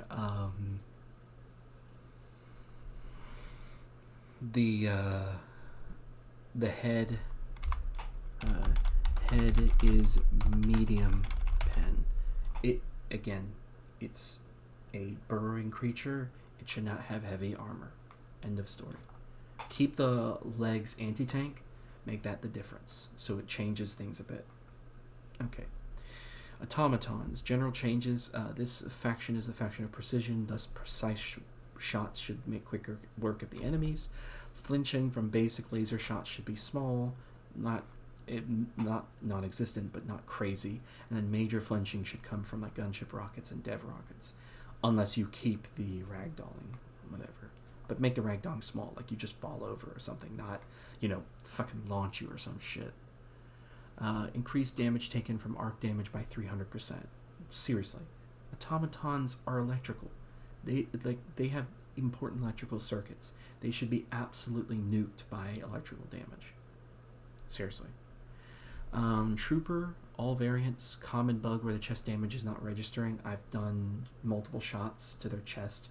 It's unarmored. It's 120. I should be able to one tap it with anything 120 plus. And it's taking like multiple shots. What's going on? Now, this is going to be a common thing to anything that's Devastator or Devastator equal, which is why I didn't put this in general changes. All I really want to change with them, for them primarily, this is for all the devs and all the Berserker, lower the headshot breakpoint to 70. The reason for that is every weapon except for the sickle and the double-edged sickle should one tap the head as their advantage for precision.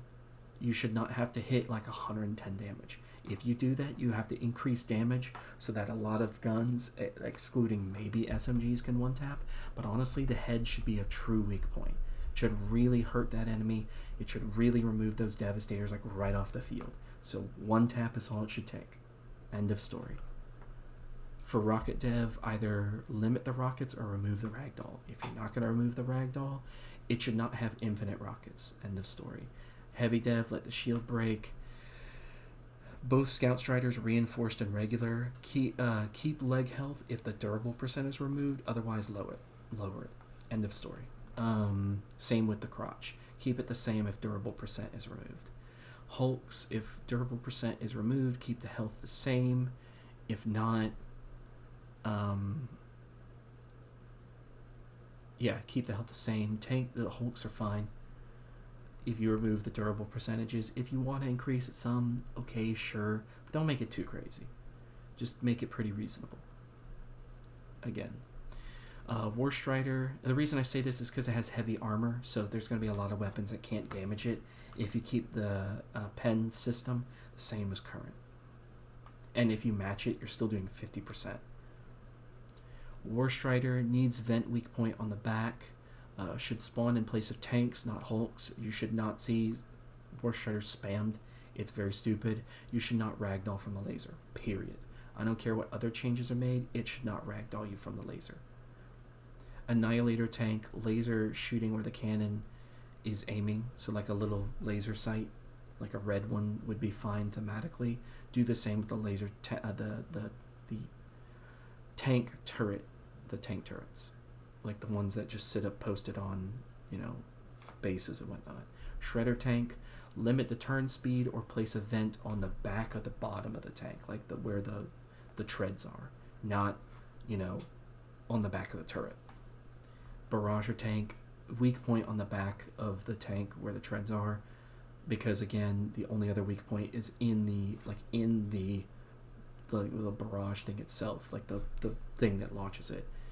And then try to keep it where it tries to keep its distance so that it keeps doing like an artillery fire. Gunship, rockets should not ragdoll anymore. Again, if you don't limit it, how many it can fire. And again, remove the durable percent from the engine. 85% durable is stupid. It should not have durable percentage. The engines are fragile pieces of equipment that if you fire with a gun will get ripped apart easily, even on some of the biggest actual flying machines we have in real life, like airplanes, you name it. Dropship should crush units it lands on. If it can kill players, it should kill enemies or at least heavily damage them. That's it. Factory Strider, some new variant ideas. That's the only suggestion I have.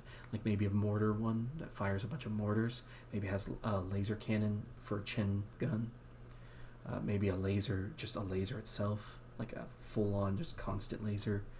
Barrage Strider and anti-air Strider. Those are just some ideas. It doesn't all have to be I have a tank cannon. Sub-factions, Jet Brigade. Again, same with the troopers, just proper damage registry. Same with the devs of the previous ones. Breakpoint, head to 70. Hulk, change the jetpack from medium to light pen. You can keep the HP high. You can make it even higher if you want to. Pyro Trooper on the Incineration Core. I love him. He's perfect. Thank you.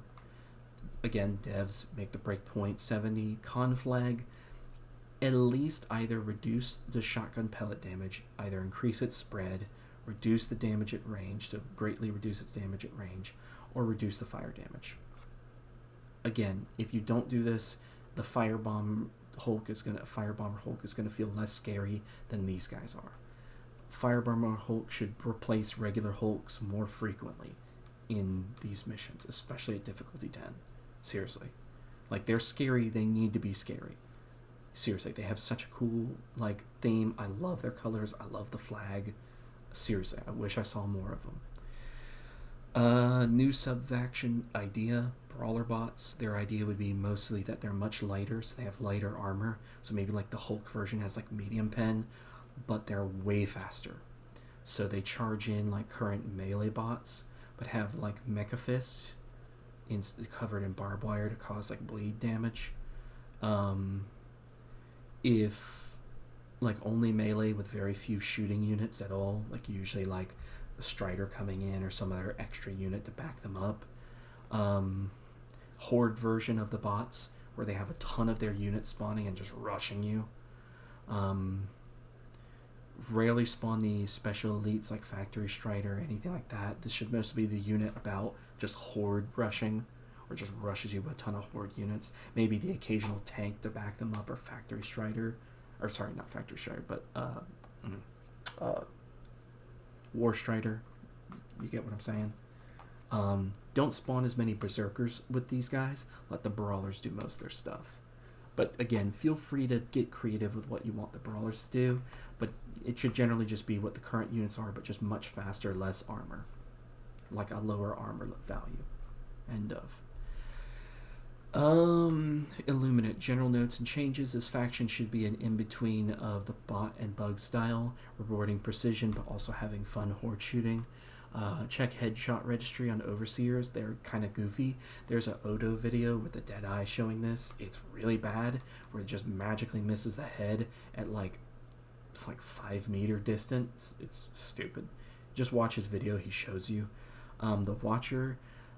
Shooting a watcher should stop it and have it turn to locate you, not only for easier follow-up shots, but also to make sense that it's a sentry that's supposed to detect. That's what it should do, not magically detect and then slowly turn. It should snap, try to snap in your direction, try to turn really quickly, and then just look directly in your direction, see if it can see you initially. Overseer, reduce head health to 100. And then make the armor, reduce the armor that can be shot off by 50. So make it so it can be easily shot off by one shot from any gun. Elevated Overseer, reduce head, reduce the head armor, the armor on the head, to light pen. Reduce the armor to by 50. Reduce the jetpack health to 100. Limit the elevation height. Don't let it randomly go off into the stratosphere. And then maybe slow down its movement or limit it in bursts. Crescent Overseer, again, same health reduction to head. Reduce the armor, again, same thing. Should be easy to shoot off the armor parts. It should take one shot for any armor piece. Should be reduced to 50. And then allow the backpack to be shot. Make it light pen. Give it 200 health. Be a bit tankier than the elevated, but still allow you to shoot it and make it go boom. Flesh mobs. So breaking a leg should either kill or disable it. If it disables it, it should remove its ability to charge and slow it down like Hulks on the automatons. Make it easier to set on fire and take way more damage from fire, 300% or whatever the value is. Just make it take way more. And then breaking the head should do 300% to main, so 5 broken heads should kill it. And then Leviathan should be limited to sub-objective only or main objective on lower difficulties. Change the turrets to medium pen. The warp discs on both it and the ship should be medium pen. And then the innards should be light pen. Sub-faction ideas. These are some sub-faction ideas for the Illuminate. Enhance all units with Grizzly tech from Technomancers. So almost make them look like the cyborgs of the first game from HD1. Voteless become faster and more aggressive, easier to kill. Maybe they have laser eyes or something like that, so maybe they have a better vision range, where currently they have a better sound range. Flesh mobs become tech mobs. They have 3 heads, and they have maybe laser sword arms. Pop each head and it dies, but same weak points. You limit the leg, it can't charge, etc. Maybe it's and make it where the Technomancers are more weak to arc than fire. Be consistent. And then Tech Wizard being similar to some of the units from HD1, where it's basically this creature that can summon little orbs that track you and try to shoot weak lasers, really weak lasers, but still ones that can do damage and set you on fire. Tech Wizard again has light pen armor, but shielding. You can choose what the head health is. I'll let you go crazy with it. It could even be a rework of a unit you were already planning to put in the game, but just an idea of what you could do with it, what sub-faction you could make. Void Beasts. So there's already a sub-faction that kind of fits the MO of this with the cultists, so feel free, but I like Void Beasts, sounds cool. Basically, all units are now pulling from some dark energy to be evil void. They should be horror themed related, scary. The Voteless are now replaced with Darkspawn, which are basically thinner, more tentacles, and they can and when they see you, or when they see you, they scream, alerting other nearby patrols, and they run really fast, but make them weaker. They should tank less shots, but they just bolt at you. Like, they should be scary. They should run at you, like, in an ungodly fashion. Flesh mobs are now dark mobs, slow, menacing blobs of darkness. So this is like the opposite of current flesh mobs. They're like these big, tanky, slow enemies that are just scary looking, slowly and menacingly making their way towards you. And instead of like having arms that arms that normally swing, they're shooting like dark blobs at you that do damage. And then have like one main unholy head for the easy kill, but make it very tanky. Like, that's what it should be. This is a new unit, but have it replace the Watchers, and instead they're called the Screecher. It's a fast mob. It's weak, but thin and pasty. Make it where it can like jump and crawl over walls and stuff. And yes, crawl buildings. So scale the buildings and chase you. And make it very thin and gangly, easy to kill like a Watcher. Make the coloring very dark, and make it where it calls for reinforcements with ear-piercing screech. If reinforcements are summoned, you can have it appear from void portals instead of ships that appear there, kind of like a bug breach does. And I've heard of the cultists, so if you want to work them into this faction, perfect. If you want to make this the cultist faction, do it. But like, I really want a horror themed one, and I think we can really pull it off with the squids. It would be super awesome. Make them easy to kill, but scary fast and just terrifying. That's what they should be. They should make you pee your pants. Okay. So, thank you for staying through this video. I know this was really long. I know this is extremely extensive, but I need you to understand that I really, really care about this game and its state. The issues with stability right now, the issues with optimization, the issues with the tech debt, the issues with balancing, all of these things are concerns that I have. And I really want this game to feel really good. I want this game to just be one of the most satisfying games you've ever played. I just want things to feel great. And again, if you're one of the developers and you see this video and you say, hey man, we like some of your ideas, but we have different ideas, can we throw suggestions at you? Dude, I will sit for free on hour-long calls talking to you. I want this game to be good. If you like my ideas and you want to hire me, great. I'm completely okay with that too. Like, whatever the process is, I'm more than willing to like go through that and whatnot. I really want to help make this game the best game it can possibly be. It's just, I'm really not satisfied with the way things are, and I feel like it just feels immensely weak, that it just feels really terrible. So yeah, that would be my suggestion with that. I don't think I missed anything. No, yeah, I'm pretty good. If I do miss anything, feel free to leave a comment, let me know. Again, sorry this is a really long video and really thorough, but I wanted to make sure that I really got every single thing I could think of and cover all my bases. If you have your own ideas, feel free to put it in the comment section. You know, like, subscribe if you want to see more of this sort of stuff. I don't know if I'm going to make more videos. I really just made this to make a very important point because it mattered that much to me, and I felt like my voice wouldn't really be heard on the clusterfuck that is the Discord or like Reddit. So again, I don't really want to use those platforms. I'd rather make a video, so here we are. So thank you for watching. Get some good sleep now if you stayed up watching this, and thank you for watching. Goodbye.